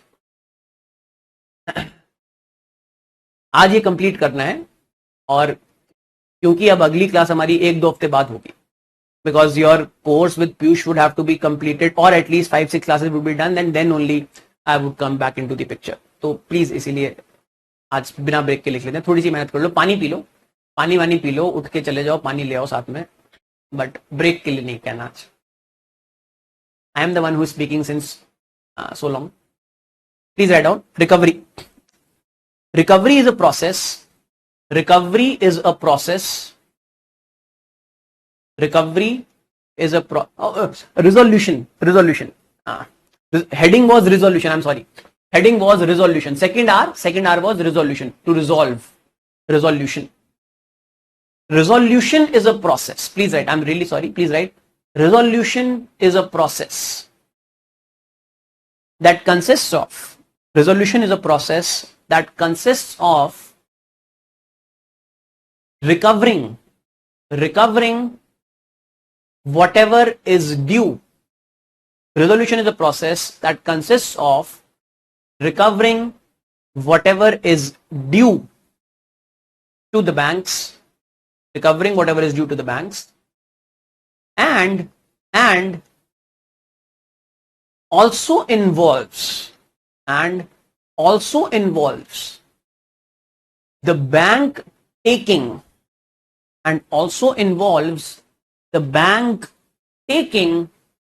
some losses in this process, and also involves the bank taking some losses in the process. Bank taking some losses in the process. Write down. Recovery by the banks. recovery by the banks is hindered. Recovery by the banks is hindered due to recovery by the banks is hindered due to their inability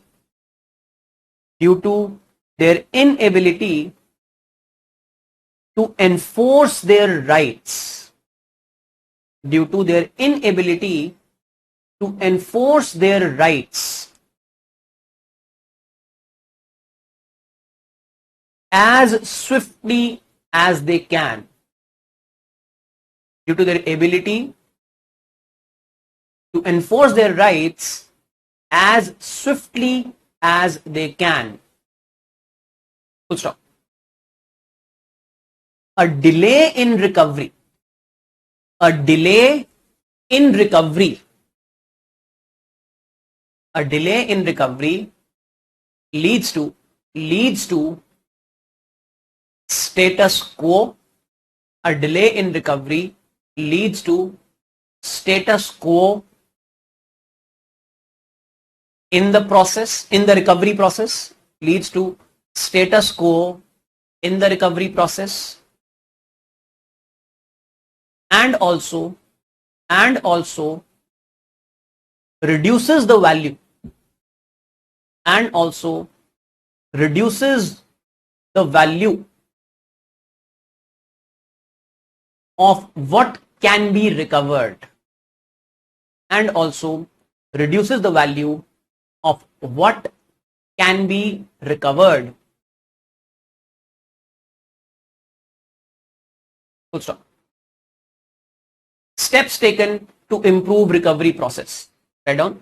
Steps taken to improve recovery process. Steps taken to improve recovery process. Write down. First, RDDB Act 1993. RDDB Act 1993. Dash लगा के लिखो. Sets up DRT and DRAT. Sets up DRT and DRAT. Full stop. एक और चीज लिखो इसमें आगे. Has been subsumed in the IBC. Has been subsumed in the IBC. Insolvency and Bankruptcy Code. आगे देखेंगे क्या है Insolvency and Bankruptcy. We'll look at it later on.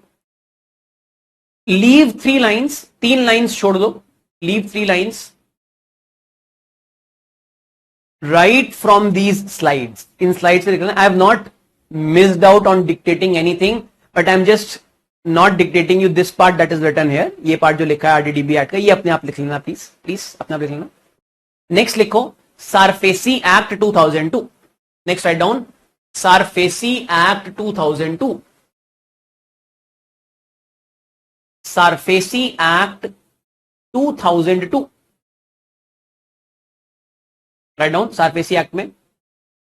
First, it is meant to give explicit recognition. It is meant to give explicit recognition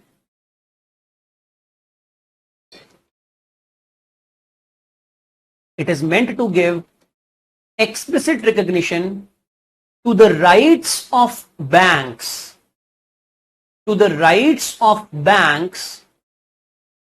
pertaining to secured assets, It is meant to give explicit recognition to the rights of bank pertaining to secured assets. Full stop. These rights were already implicit. These rights were already implicit comma, the act makes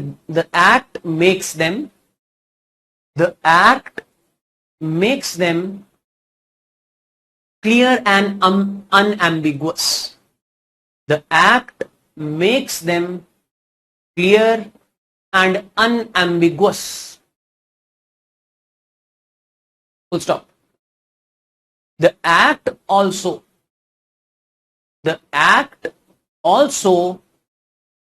provides for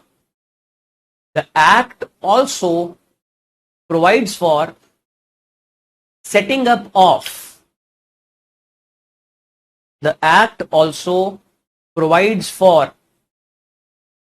up of asset reconstruction companies.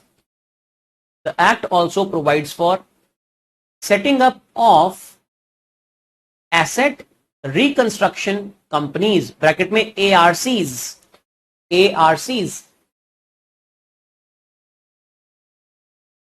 Full stop. ARCs are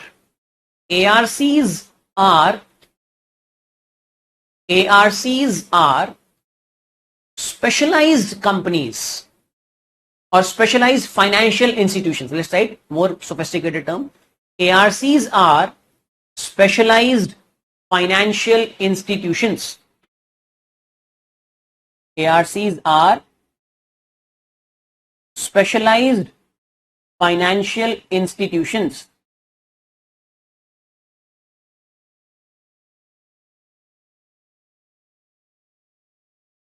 ARCs are यार resolution ही dictate कर रहे थे. Resolution के दो part होता है, recovery तो resolution का ही पार्ट था.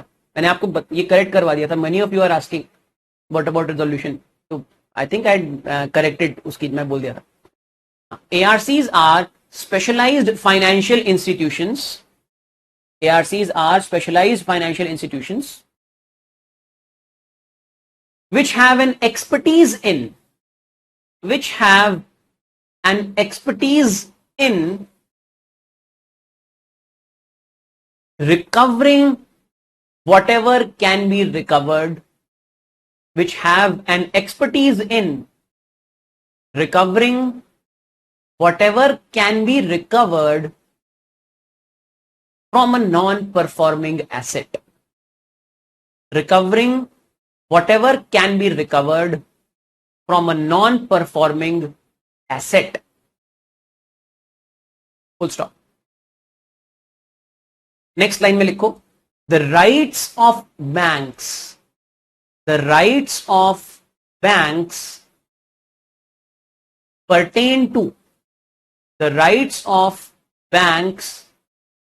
pertain to securitization. The rights of banks pertain to, number 1 2 3 करके लिखना, ऐसे इस टाइप से लिखना. The rights of bank pertain to, next line में number 1, the rights of bank pertain to ... next line में number 1 securitization,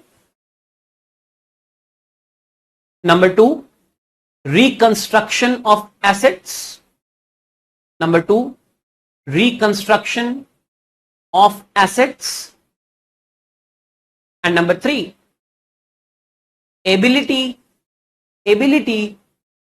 number 3 ability to enforce the interest,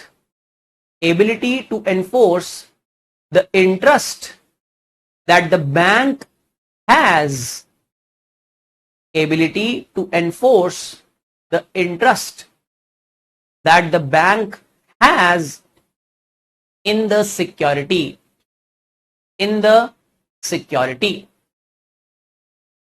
Full stop. Leave 6 spaces, leave 6 lines. कर सकते हो ना इतना please, जब नाराज मत होना. Leave 6 lines to write what these things are. देखो slides are very elaborate. I've tried to include most of the things in this slide. Please leave 6 lines, 6-7 lines, and for this, please write this. लिख लो, please give a reference. Refer to slides. Refer slides for details. Please give a heading. Please write in bracket somewhere. Refer slides for detail. write what securitization is, asset reconstruction is, and enforcement of security interest is. I have written here everything. Please write. अपने notes में लिखना, अलग अलग जगह मत रहने देना, इसीलिए मैं स्पेस छुड़वा रहा हूं आपको. स्पेस के बाद लिखो, after that please write down. After that write down, जहां पे आपने स्पेस छोड़ा उसके बाद लिखो 6-7 lines and then write down. Banks, please write down. Banks do not have expertise. Banks do not have expertise in recovery. Banks do not have expertise in recovery. Full stop. If banks recover their dues, if banks recover their dues themselves, then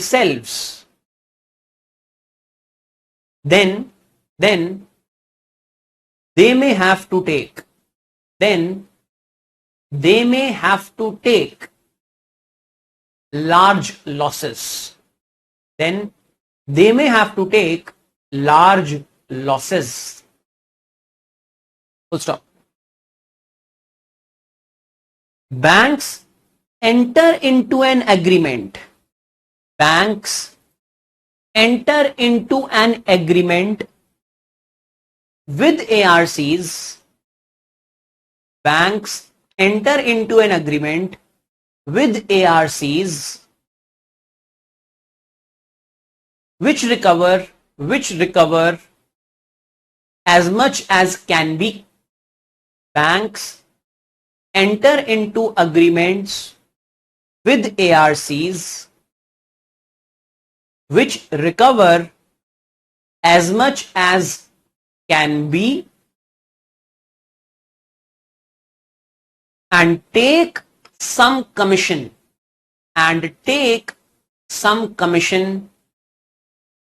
for their duties. Full stop. 2-3 more lines here. Sometimes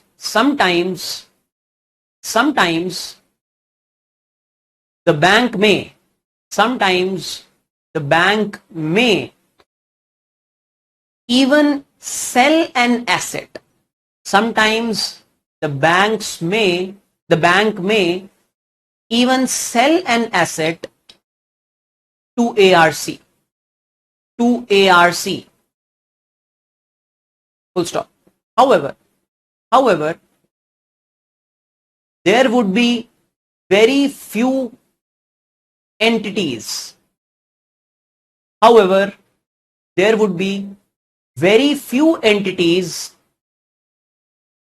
Which have the capability.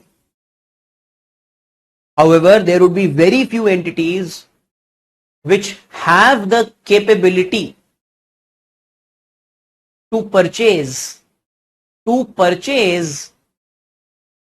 such bad assets from the banks.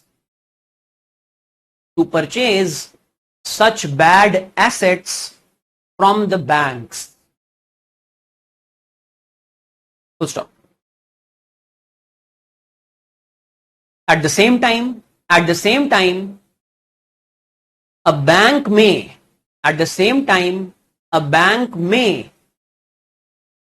itself be reluctant.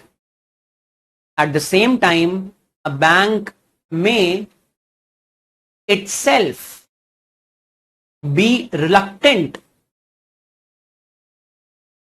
to sell a bad asset. Bank may itself be reluctant to sell a bad asset to an ARC after taking a haircut.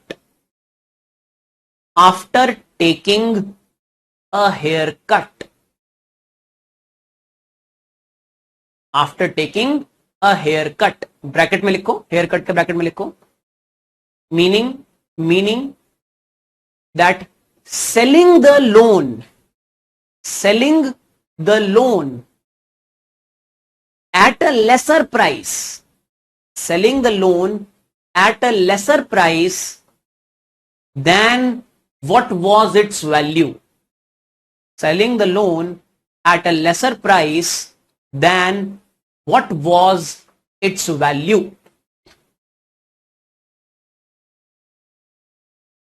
Bracket close, full stop. आगे लिखो. 2-3 more lines here and then we'll move on to IBC, insolvency, bankruptcy code. 2-3 more lines here. Please write down. Since a bank would be reluctant to take losses, since a bank would be reluctant to take losses, and especially since the bank be reluctant to take losses, and especially a public sector bank, and especially a public sector bank would not take losses due to fear of allegations of corruption, due to fear of allegations of corruption, comma, and an ARC would neither buy, and an ARC would neither buy nor be capable to buy, and an ARC would neither buy nor be capable to buy the asset at the price that banks want to sell it.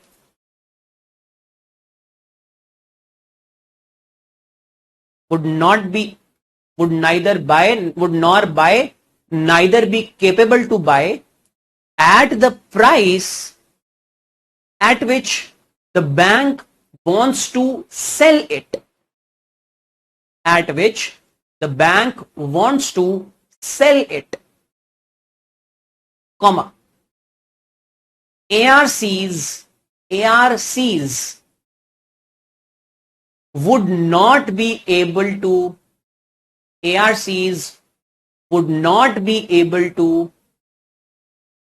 function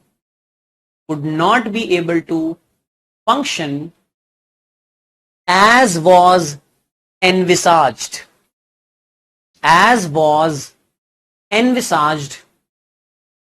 under the Act, as was envisaged under the Act. Full stop. The idea of a bad bank,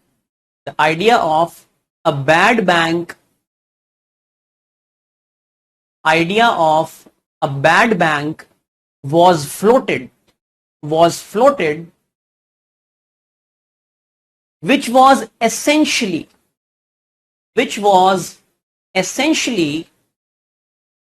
like an ARC,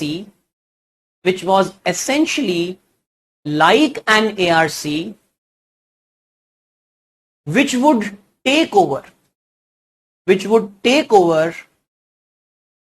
the bad assets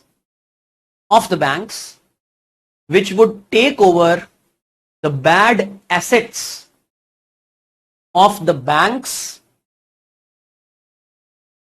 and then try to recover whatever it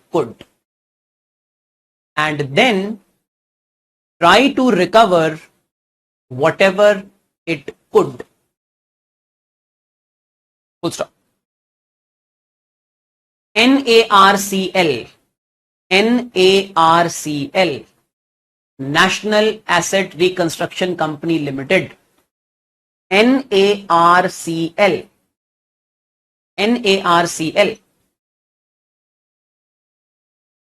is a government backed is a government backed joint venture. ARC is a government backed joint venture. ARC यार government backed, ARC word को काटो, ARC word बाद में आएगा, grammatically sentence गलत हो जाएगा. Is a government backed joint venture, government backed joint venture of public and private sector banks, government backed joint venture of public and private sector bank, which will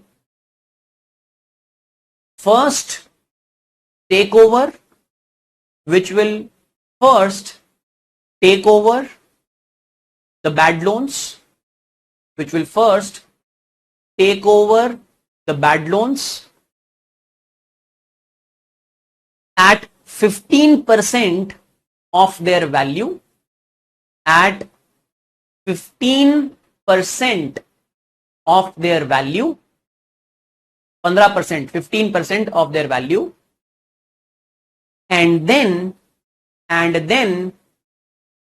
try to recover, and then try to recover as much as it can, and then try to recover as much as it can.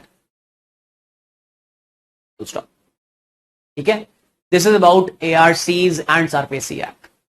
यार आप पूछ रहे हो ARC can be private company, मैंने example नहीं दिया था, HDFC AMC, biggest ARC in the country, AMC asset management, asset ARC is and AMC is one and the same thing, asset management company और asset reconstruction company. HDFC AMC देश की सबसे बड़ी AMC है, ठीक है, फाइन. चलो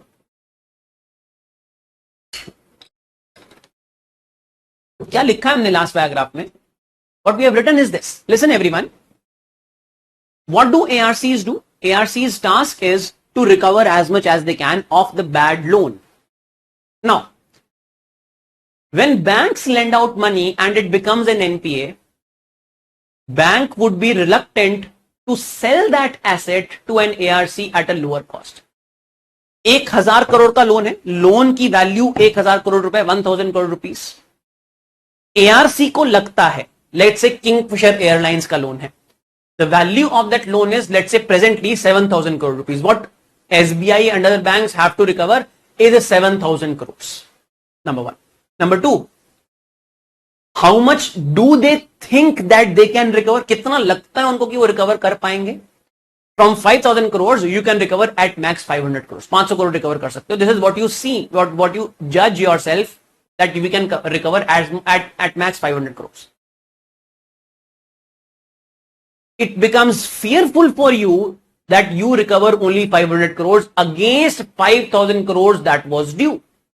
5,000 crore due था और आप केवल 500 करोड़ रिकवर कर पा रहे हो. इससे बेटर है कि आप वो 5,000 करोड़ रुपए एनपीए की तरह लिखा रहने दो. Better is that you keep that 5,000 crore written in your books as NPAs. Let there be the provisioned amount of capital in your books against that NPA. जितनी provisioned capital है, provisioned amount against that 5,000 crore rupees, let it be there in your books. Let it be provisioned. Let it be set aside. क्योंकि अगर आपने उस 5,000 करोड़ को लिख दिया, if you write that 5,000 crore rupees as that we have been able to recover 500 crore rupees and that is it.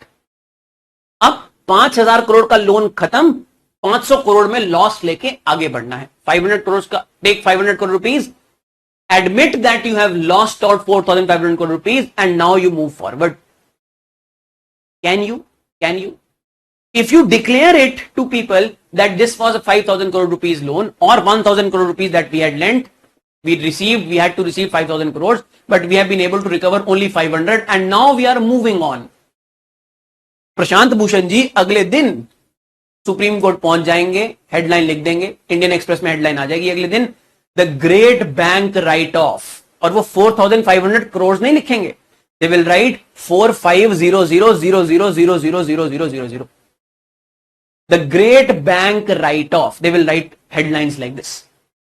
Obviously it will attract allegations of corruptions कि आपने 5,000 करोड़ लेने थे और आपने केवल 500 करोड़ रुपए लिया, बताओ बचा हुआ 4,500 करोड़ रुपीस कहां गया?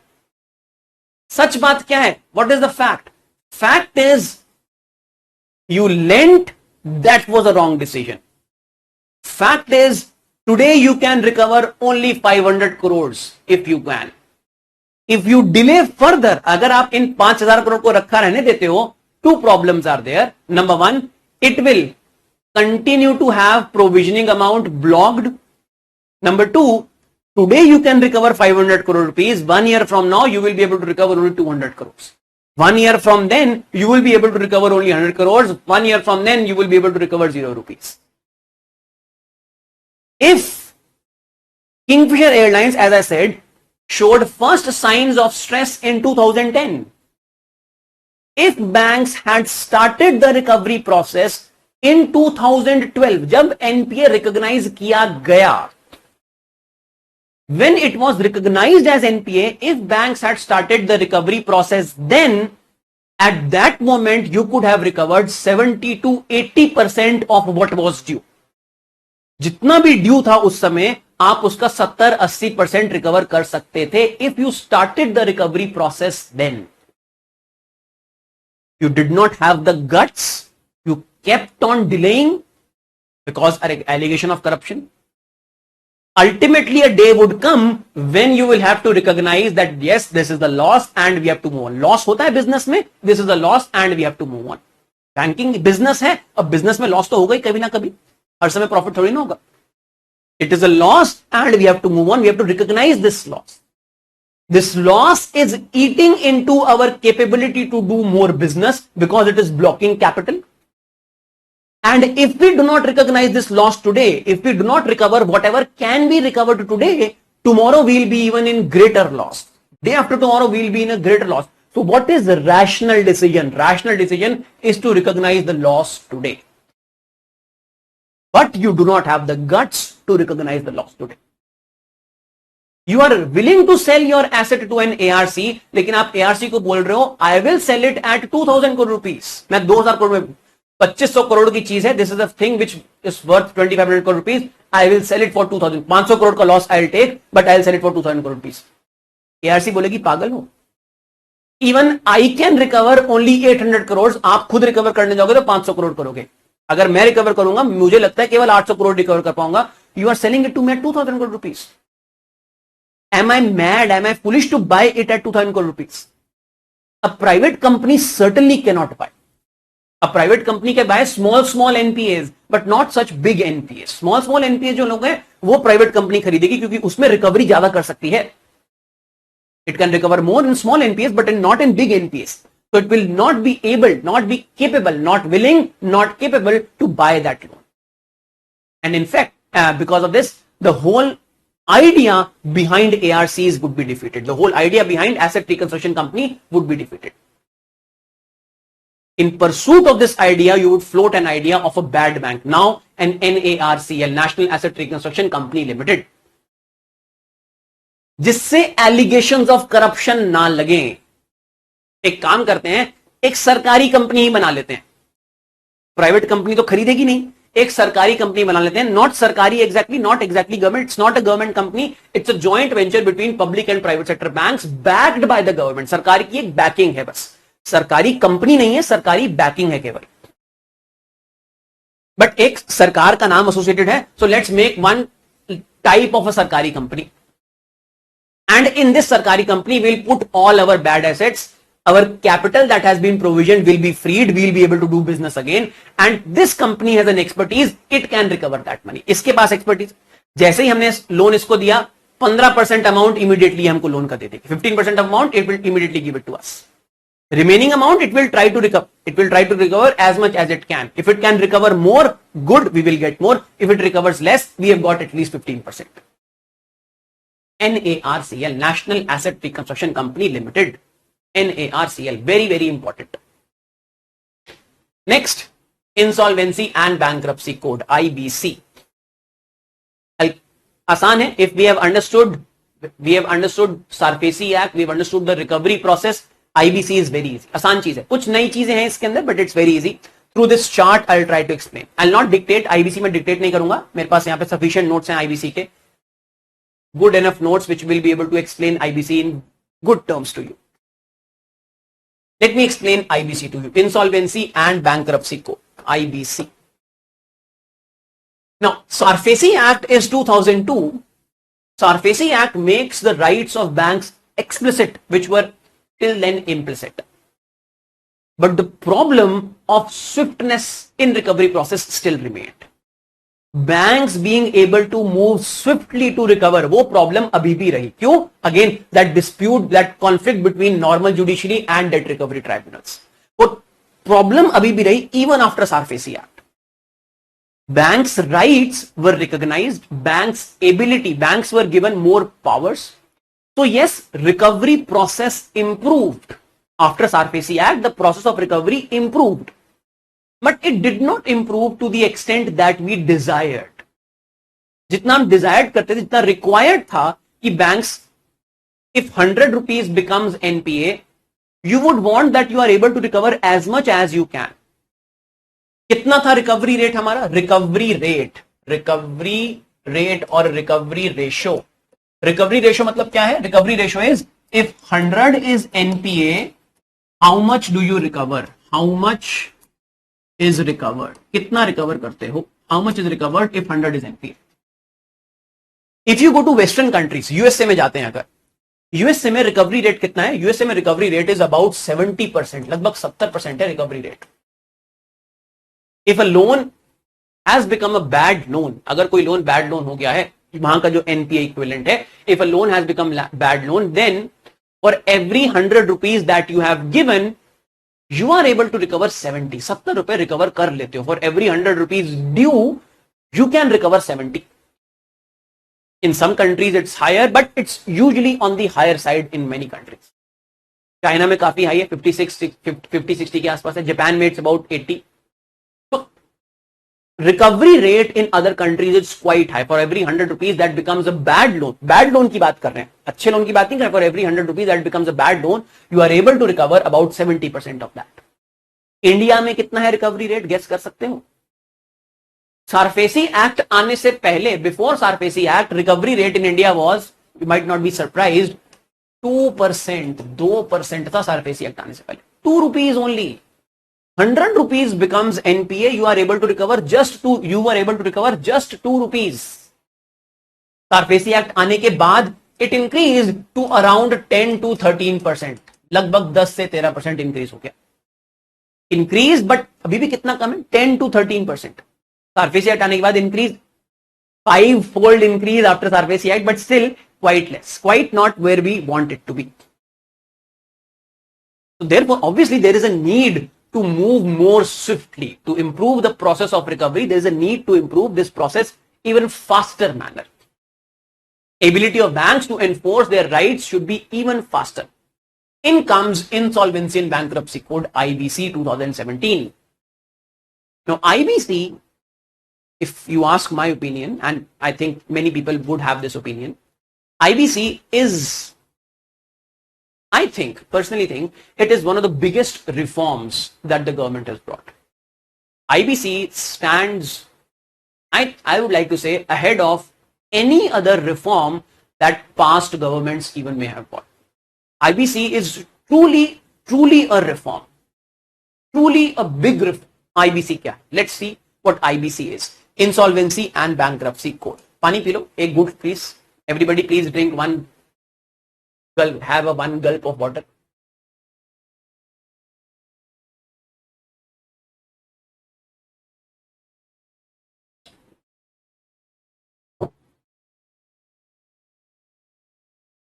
What is IBC? Insolvency and Bankruptcy Code. Now, let me explain IBC क्या है. Code means it's a collection of laws. There are multiple laws, multiple rules, regulations that are formed into one code. एक code हमने बना दिया which consists of multiple rules, regulations, laws. So code है. It's a process to resolve this NPA, these bad loans. In fact, it goes beyond NPAs and bad loans. It's a process to resolve general insolvency and bankruptcy. To resolve this general insolvency and bankruptcy. It's that process. General insolvency and bankruptcy resolve करने का process है insolvency and bankruptcy को. Insolvency और bankruptcy क्या होती है फटाफट बताता हूं. अगर आपको difference जानना है तो मैं बताता हूं. Insolvent means you do not have capability to pay off your present liabilities. Whatever your present liabilities are, you do not have capabilities to pay off those present liabilities. You do not have liquidity. Liquidity मतलब present में, आज की तारीख में. Presently, you do not have enough cash or enough liquidity to pay off your current debts. जो आज के dates हैं आप उनको पे नहीं कर सकते हो. Presently your income is not sufficient. Insolvency. Bankruptcy क्या होती है? Bankruptcy is you are declared a bankrupt. Bankruptcy क्या है? एक लीगल स्टेटस है. Bankruptcy is a legal status. You are declared bankrupt by some competent authority. A court will declare by this person is bankrupt. मतलब this person doesn't have the capability to pay off whatever is due. इसके पास कुछ नहीं है, कुछ नहीं कर सकता है, ये बैंकक्रप्ट हो गया है. Whatever you can, whatever you want from this person, take whatever you can. This person himself or herself will not be able to do anything. अपने आप कुछ नहीं कर सकता. It's a status. A status has been given to you. A legal status has been given to you that now you cannot do anything. Anybody has any due, that person has all the rights on all your assets. अगर मैं bankrupt हूं तो जिस जिसको मेरे से पैसा लेना है, if I have been declared a bankrupt person, तो जिस जिसको पैसा लेना है वो मेरे कोई भी एसेट यूज करके कुछ भी उसको रिकवर कर सकता है. Bankrupt it's a legal status. तो use of these terms is almost synonymous. Insolvency and bankruptcy. What does IBC process does? IBC process tries to resolve insolvency or bankruptcy. Resolve insolvency and bankruptcy. How? कैसे करता है resolve? Let's take an example of very famous example of some successful example in the IBC. Let's take example of SR Steel. SR Steel का example लेते हैं. This is what is written here. Let's take example of SR Steel. SR Steel का example लेते हैं. Now this is a company which had a loan of about 50,000 crores. लगभग 50,000 करोड़ का इसका loan था. One of the very successful examples of recovery under IBC process, insolvency bankruptcy court के process के अंदर SR Steel का बहुत ही successful example है. 50,000 crore rupees was recovered. About almost complete amount of loan that the banks had given, almost everything was recovered in this SR Steel case. So let's take this example and understand what IBC is. This company has a 50,000 crore rupees due, that is liability on banks. Banks की इसके ऊपर इतनी liability है 50, इसकी banks के ऊपर 50,000 करोड़ की liability है SR Steel की. It is unable to pay its debt. Chances are it will also be unable to pay other entities. SR Steel जो है, it has its employees to whom it has to pay salary. It has its vendors to whom it has to make some payments. Vendor जिनसे सामान खरीदते हैं, parts खरीदते हैं. It has its suppliers, raw material suppliers, जैसे coal. It purchases coal. Maybe it has not made payments for the coal which it has purchased. And obviously there are banks. It had taken money from banks, unable to pay the loan. There are many entities to whom SR Steel owes money. Banks को पैसा ओ करती है, जिससे कोयला खरीदा उसको पैसा ओ करती है. वेंडर जिनसे पार्ट्स खरीदते हैं, it owes money to them. It owes money to its employees in form of salary. So there are multiple entities to whom SR Steel is required to pay money. Not just banks, but others as well. SR Steel is insolvent, meaning that SR Steel does not have money at present to pay off its liabilities to anybody to whom it owes money. In order to enforce their rights, employees के भी rights हैं, vendors के rights हैं, raw material supplier के rights हैं, banks के rights हैं. Employees have right with respect to salary, vendors have right with respect to payments, raw material suppliers have right with respect to whatever material they have supplied, banks have right with respect to their liabilities. In order to enforce their rights, any of them, any of these people, anybody can take help of the IBC process, can take help of IBC process, insolvency and bankruptcy code process.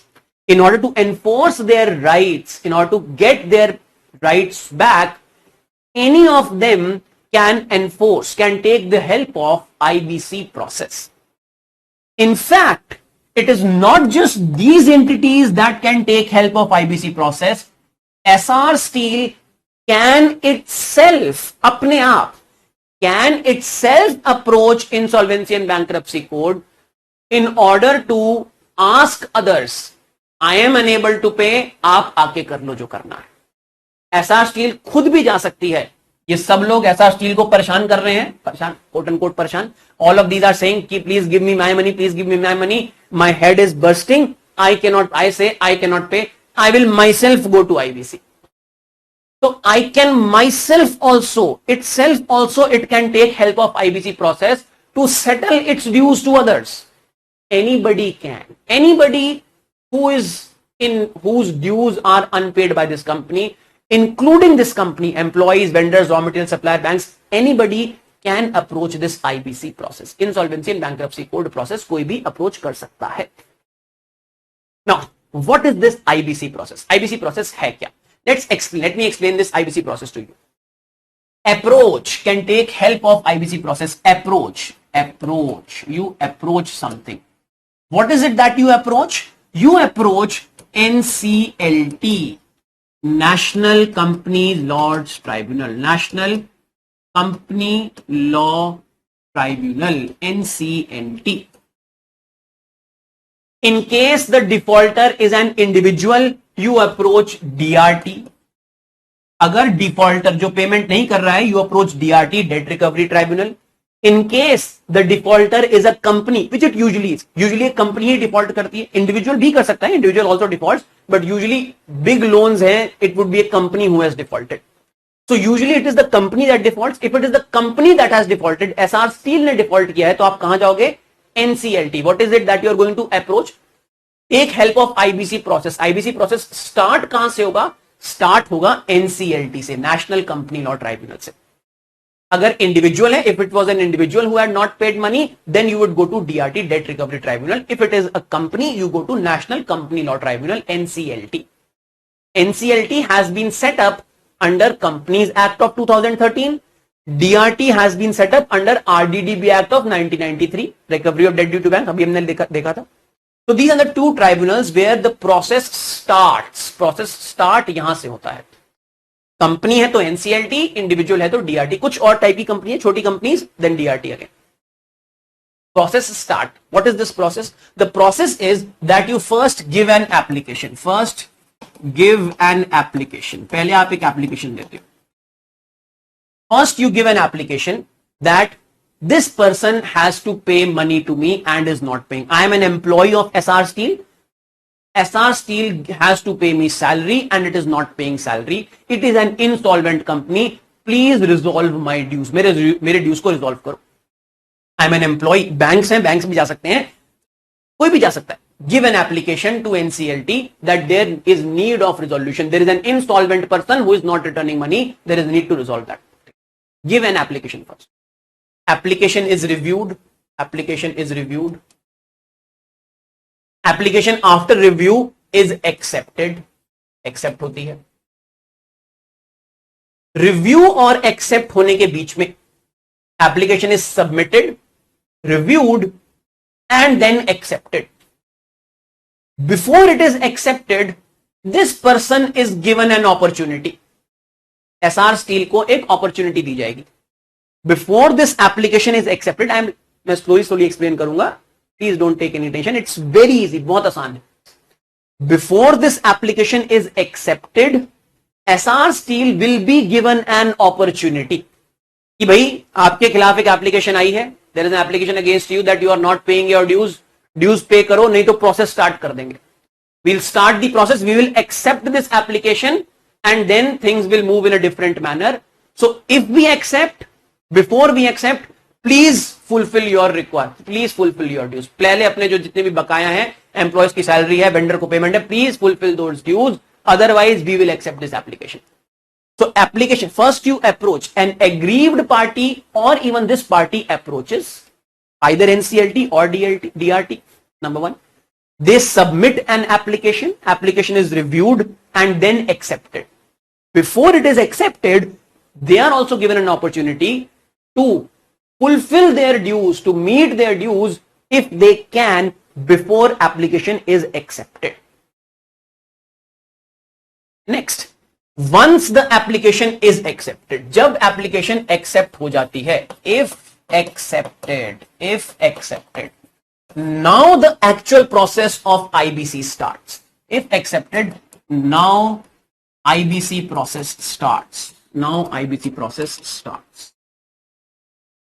Once it is accepted, now the process of IBC will start. It will take me 15 minutes, 15 minute लगेंगे, 8 बजने वाले हैं, 8:15 तक, please 8:15 तक करना ही है यार, कोई ऑप्शन नहीं है हमारे पास.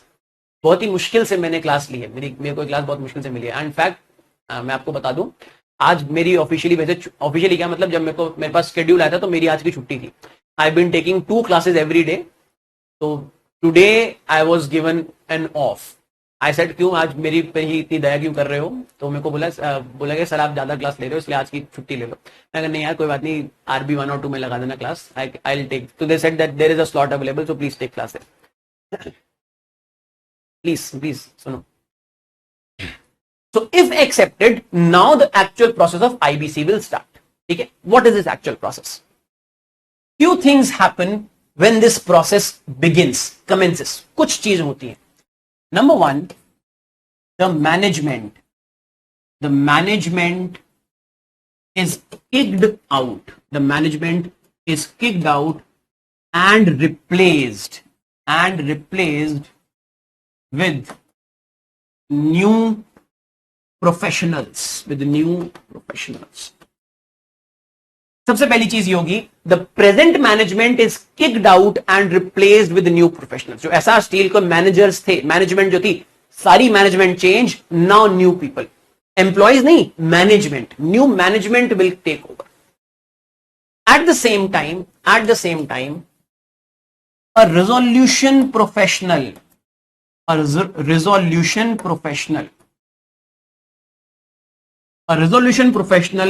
is appointed to resolve the dispute.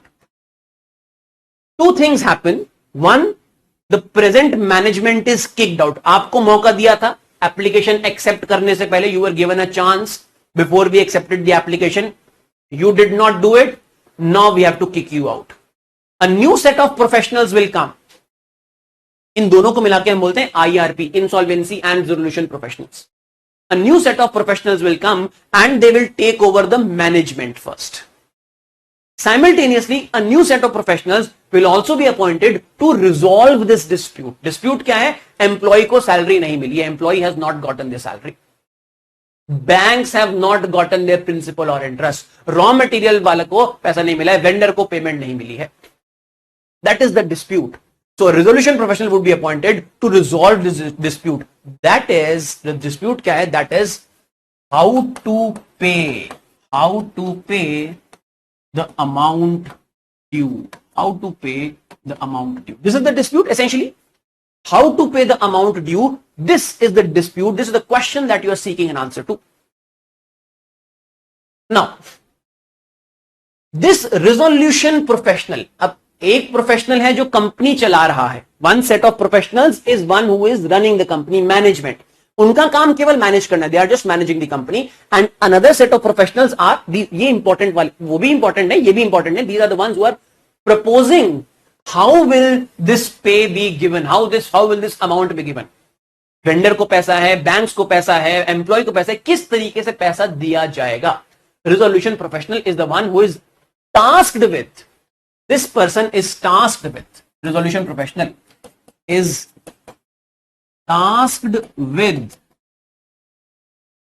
responsibility to prepare a plan for resolution. तभी तो नाम resolution professional है.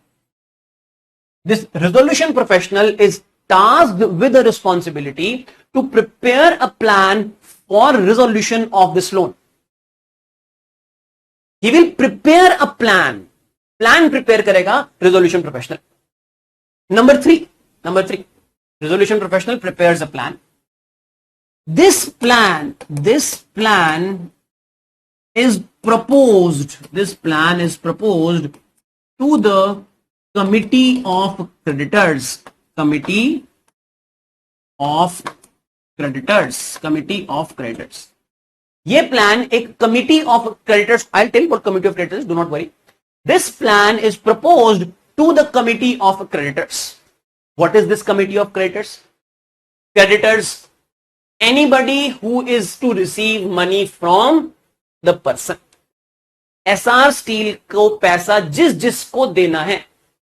Some are financial creditors, some are operational creditors.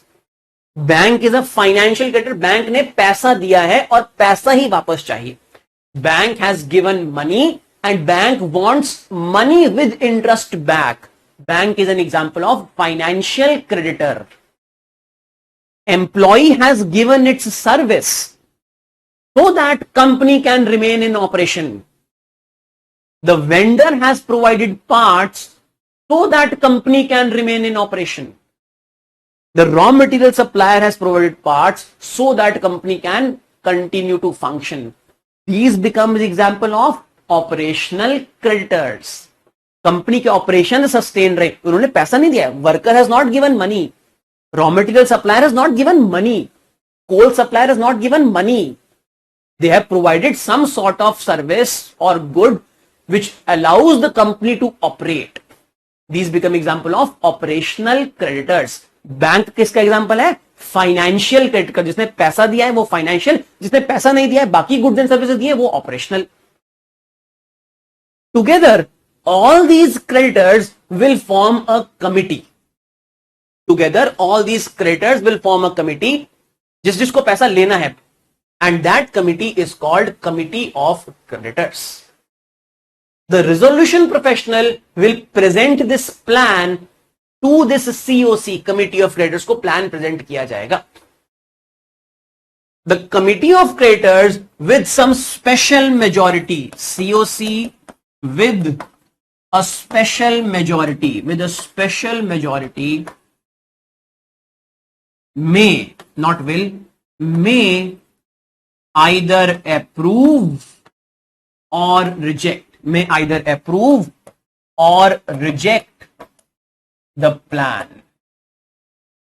There is a special majority. वो क्या होती है? वो there is in the, it's in the material, 55% of the credit value की होती है. Committee of creditors will either approve or reject this plan with a majority. If they approve, that means this plan will be followed to resolve the disputes. If they do not approve, then resolution professional would have to come up with a new plan. नया plan बनाना पड़ेगा. If they approve this plan, then according to this plan, money would be repaid. जो भी plan बनाया है किस तरीके से पे करना है, assets बेचने हैं, restructure करना है, whatever you want to do, that would be part of the plan. However you want to recover. So you can recover under this particular plan if it is approved. If it is not approved, now resolution professional will have to come up with a new plan. Within 180 days, within 180 days plus 90 days, 90 days extension, 90 days extension. Within 180 days plus an extension of 90 days, that is a maximum of 270 days. Maximum of 270 days. Within a maximum period of 270 days, a plan must be accepted by the committee of creditors. Within this period of 270 days, एक plan ऐसा होना चाहिए which is accepted by this committee of creditors, COC. In case there is no such plan which committee of creditors accept, अगर COC कोई plan accept नहीं करती है, if it doesn't accept any plan, then finally assets will be liquidated, that is sold off to the extent the payment has to be done. To the extent the payment has to be done. If within this period of 270 days maximum, अगर 270 दिन के भीतर, if within 270 days, committee of creditors does not arrive at, does not agree नहीं किए, resolution professional is submitting plans but they do not agree, or the required majority is not there to agree. Some agree, some might disagree. If they do not agree on any plan within 270 days, then the time period is over. Now, after that, assets would be liquidated. Liquidate मतलब बेच दिए जाएंगे, company बेच दी जाएगी या company के कुछ assets बेच दिए जाएंगे. How much? To the extent the payment has to be made. केवल एम्प्लॉइज खपाते कंपनी से. Let's say in this example that we have taken, SR Steel, only employees were bothered that their salaries are not being paid. Banks were not bothered, banks were receiving their payments. Vendors were not bothered, they were also receiving their payments. Employees were not receiving their salary. Bonus वगैरह की बात नहीं करो, salary नहीं मिल रही employees को. Employees said that we are not receiving our salary, so employees moved IBC process. If a committee of creditors में employees का weightage तो बहुत कम होगा, the amount of weightage of employees would be very less. Why? Because they are provide only salary. Banks ने तो loan दिया 50,000 crore का, और salary of employees is worth only 100 crores. So weightage of employees is very less. So they would never be able to arrive at a agreement in committee of creditors. Why? Because banks are receiving their money, employees are not receiving their salaries. So why would banks agree to restructure, or why would banks agree to manipulate or change this loan in any way? हमको पैसा मिल रहा है, we are happy. आपको नहीं मिल रहा तो आप अपना देखते रहो. Committee of creditors, if it doesn't come to a conclusion within this period of 270 days, then company's assets would be sold off. कितने के assets sold हो जाएंगे? पूरी कंपनी बेच दोगे क्या? बकाया कितना है? How much is to be paid as salaries to employees? 100 crore rupees have to be paid. So you would sell assets worth only 100 crore rupees. You will not sell the entire company. एक building है, construction building हो रखी है, there is a residential apartment, total value of that society is 50 crore rupees. Amount due to banks is 10 crore rupees. Will you sell the entire society just to recover 10 crores? No, you will sell assets worth 10 crores only. तो 10 करोड़ के asset बेचोगे, यहां पे example 100 crores के asset बेचोगे, you will be able to recover whatever is due which went into that dispute.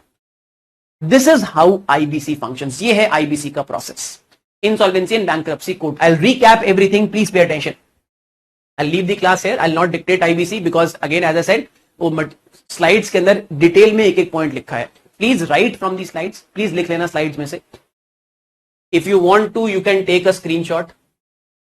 If you want to you may take a screenshot, but screenshot लेने का कोई फायदा नहीं होगा क्योंकि मेरी राइटिंग आपको समझ में नहीं आएगी. You will not be able to understand it.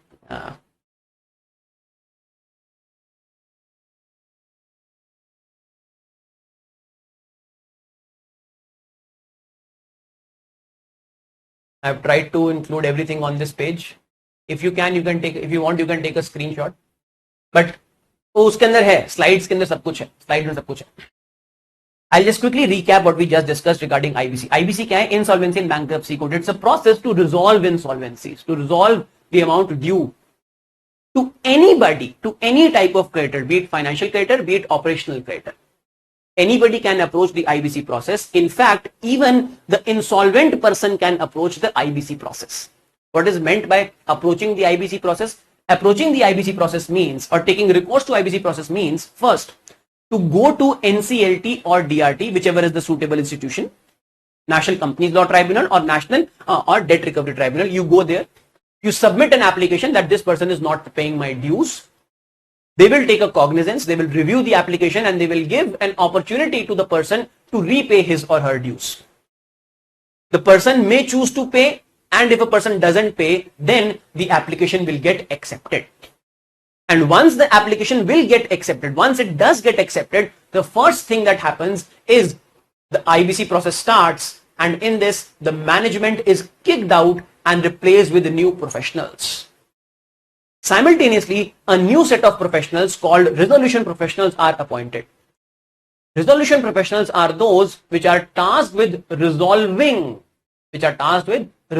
this dispute. Dispute क्या है? Dispute is with respect to non-repayment of dues. Dues का payment नहीं हुआ है, it is with respect to that. A resolution professional will prepare a plan, and that plan will be submitted to committee of creditors. A committee of creditors is a committee in which all the creditors sit. The creditors may either accept the plan that requires a special majority, or they may reject the plan. If they accept the plan, then according to whatever that plan is, recovery would be made and dues would be paid off. उसमें restructuring of loan हो सकता है. ठीक है, मेरा bank का loan था, 500 crore due था, but I am agreeing to 400 crores, so restructuring भी हो सकता है. Anything can be there in that plan. If the committee of creditors agree, then loan would be, or the dues would be paid according to that plan. If they do not agree, then they have to agree within a period of 270 days, 180 days plus 90 days grace period, extension period.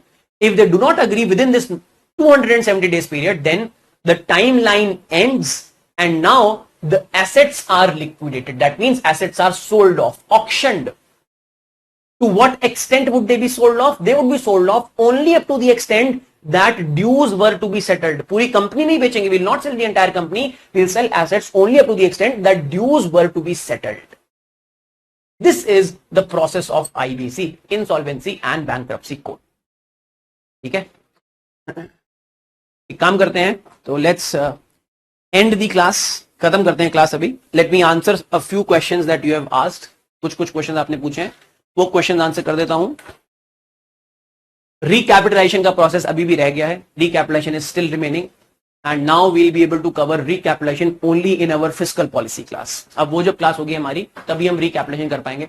लेकिन एक चीज अच्छी हुई है, that we have been able to cover the major part. Major part जो था, major recapitalization और reform छोटा सा, it takes about half an hour, but major part we have been able to cover. We'll do those things in our fiscal policy class. ठीक है? Let me answer your questions. अरे मेरी email ID यार आपको पास होनी चाहिए थी, अभी तक तो मिल जाती है, काफी सारे लोगों के पास है. I get mails from many of the students of your batch. My email ID is aditya@visioниas.in. ADITYA. ठीक है? आदित्य जी नहीं पूछी है? हाँ, किसने पूछी थी? आदित्य नहीं पूछी. हाँ, email ID is ADITYA aditya@visionias.in. ठीक है? I usually reply within 1 day or 2 day. कर देता हूँ, मैं यूजली कर देता हूँ, 1 दिन या 2 दिन के अंदर रिप्लाई कर देता हूँ. ठीक है? Let me answer some of your questions. कुछ क्वेश्चन आपने पूछे हैं, मैं वो आंसर कर देता हूँ पहले. शुभम गिरीश माथुरे का क्वेश्चन है, sir, there was a news that there are 4 private banks which have net NPAs less than 2%, in which HDFC was having just 0.5% net NPA. What should be the major reason for such low NPA? Whether they have not recognized it, COVID, ARC or any other? Well, multiple. देखो, एक reason नहीं शुभम. अगर हम सोचेंगे कि क्या केवल एक ही रीजन है, तो हम कंफ्यूज हो जाएंगे. But if we allow our mind to wonder that there can be multiple reasons at once, then it doesn't remain a question at all. Multiple reasons exist. Better risk analysis of an HDFC, that is a reason. More amount of retail loans which can be recovered easily, that becomes a reason. HDFC having an AMC, asset management company, through which it is able to better manage its bad assets, that may also be a reason. Covid इसका reason नहीं है, Covid की वजह से तो ऐसे Covid की वजह से तो एनपीएस बढ़ने चाहिए. Whether they have not recognised this, may be yes, that may be a reason, बिल्कुल हो सकता है कि उन्होंने रिकॉग्नाइज नहीं कर रखे हो. Next, Khushit Chopra's question. I'm seeing your name first time, Khushit. Welcome. If you have been attending classes, you could have asked question more frequently. Anyways, Khushit's question is, how can disinvestment help in public sector banks in reducing losses? Because disinvestment is not meant to reduce losses. Disinvestment loss reduce करने के लिए नहीं है. Disinvestment का purpose समझो क्या है. Purpose of disinvestment is that disinvestment is taken to give a signal that banking is not government's job. Banking सरकार का काम नहीं है. Banking is that type of good or service that can be very efficiently provided by the private sector. Government has no business to be in banking's business. The essence of disinvestment or privatization is this. It is not to reduce losses. But it is very difficult for the government to communicate in a country that has been trained into government's dependence so much. कैसे privatise कर सकते हो? It's very difficult for government to communicate that privatisation is in the best interest of the country. It's difficult to communicate. So government, I don't think so government would say, maybe government says the present government is a little bit, वैसे तो मुझे ज्यादा उम्मीद नहीं रहती है, but मुझे personally speaking, I think there is no party in the country who is right as far as economics is concerned. This government is more left than than even the previous governments. As far as economic policies are concerned, more on the left hand side than previous government. But anyways, some policies of the government, some steps that it takes, I think they may have the courage to say, जैसे Air India का privatization, that may be one of the biggest reforms, biggest signals that they give regarding no reason for government to be in business. That is the reason of privatization. Inefficiency, wastage of government resources. Public sector banks are functioning based on government's support to them, not because they are efficient. Based on government providing support. अगर सरकार support provide करना बंद कर दे, then public sector banks, many of them may collapse.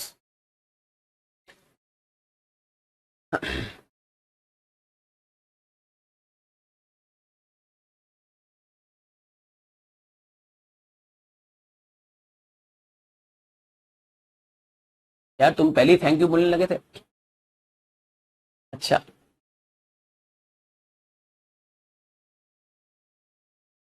sir, what if after sell they will also not be able to? I have answered this question.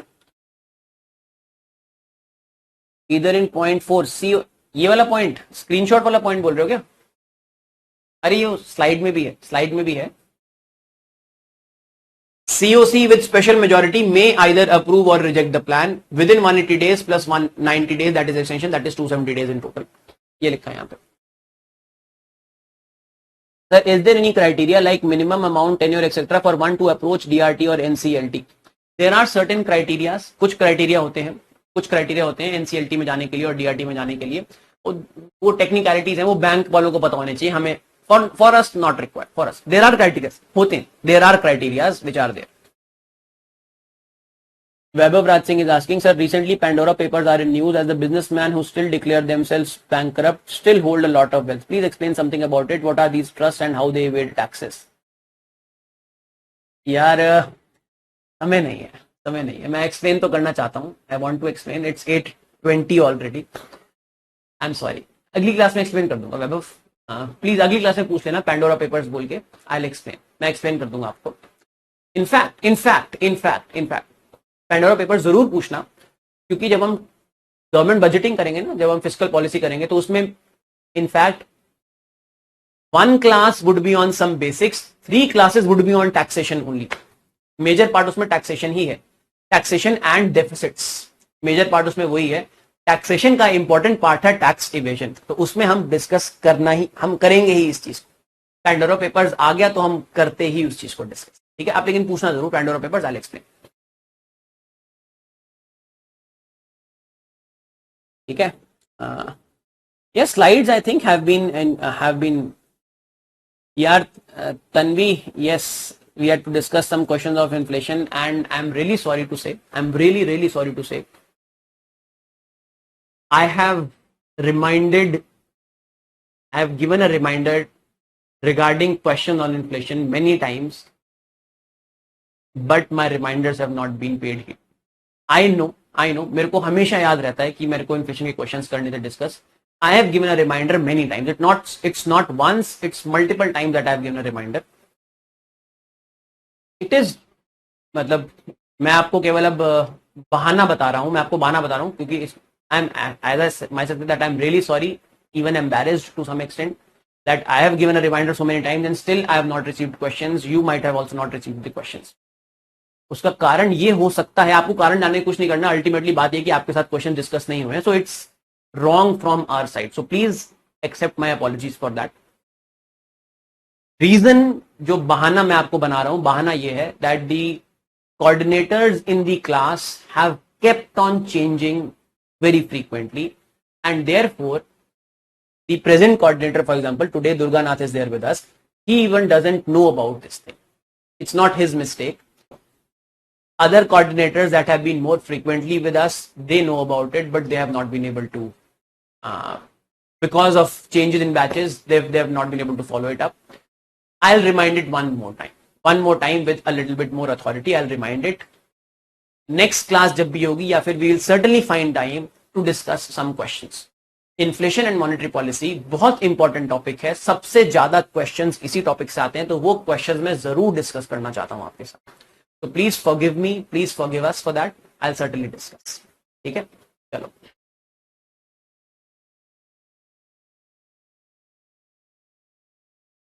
Yes वैभव, वैष्णवी आपकी understanding बिल्कुल सही है. In 6th point, liquidation will be done only when plan is rejected.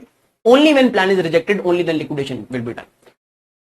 ऐसा भी हो सकता है plan में लिक्विडेशन हो, ऐसा भी हो सकता है प्लान में लिक्विडेशन हो, प्लान एक्सेप्ट कर लिया गया हो, but leaving that possibility aside, but yes, liquidation will be done after the 270 days when no plan is accepted, and to the extent only that which dues are to be settled. Your understanding is perfectly right. Under IBCs, thank you so much everybody, thank you so much. Good night, take care of yourselves. I sincerely hope that you are, I think you had, मेरे को लग रहा था कि शायद आज आपकी 2 classes हैं, मुझे शायद I think you had 2 classes today. Really thankful to all of you who have stayed without break for about half an hour more. ठीक है, चलो आदित्य, हाँ सही है, yes you are right. ठीक है, चलो, good night everybody, take care of yourselves. We'll see each other next time when we discuss fiscal policy and recapitalization. Bye bye, take care.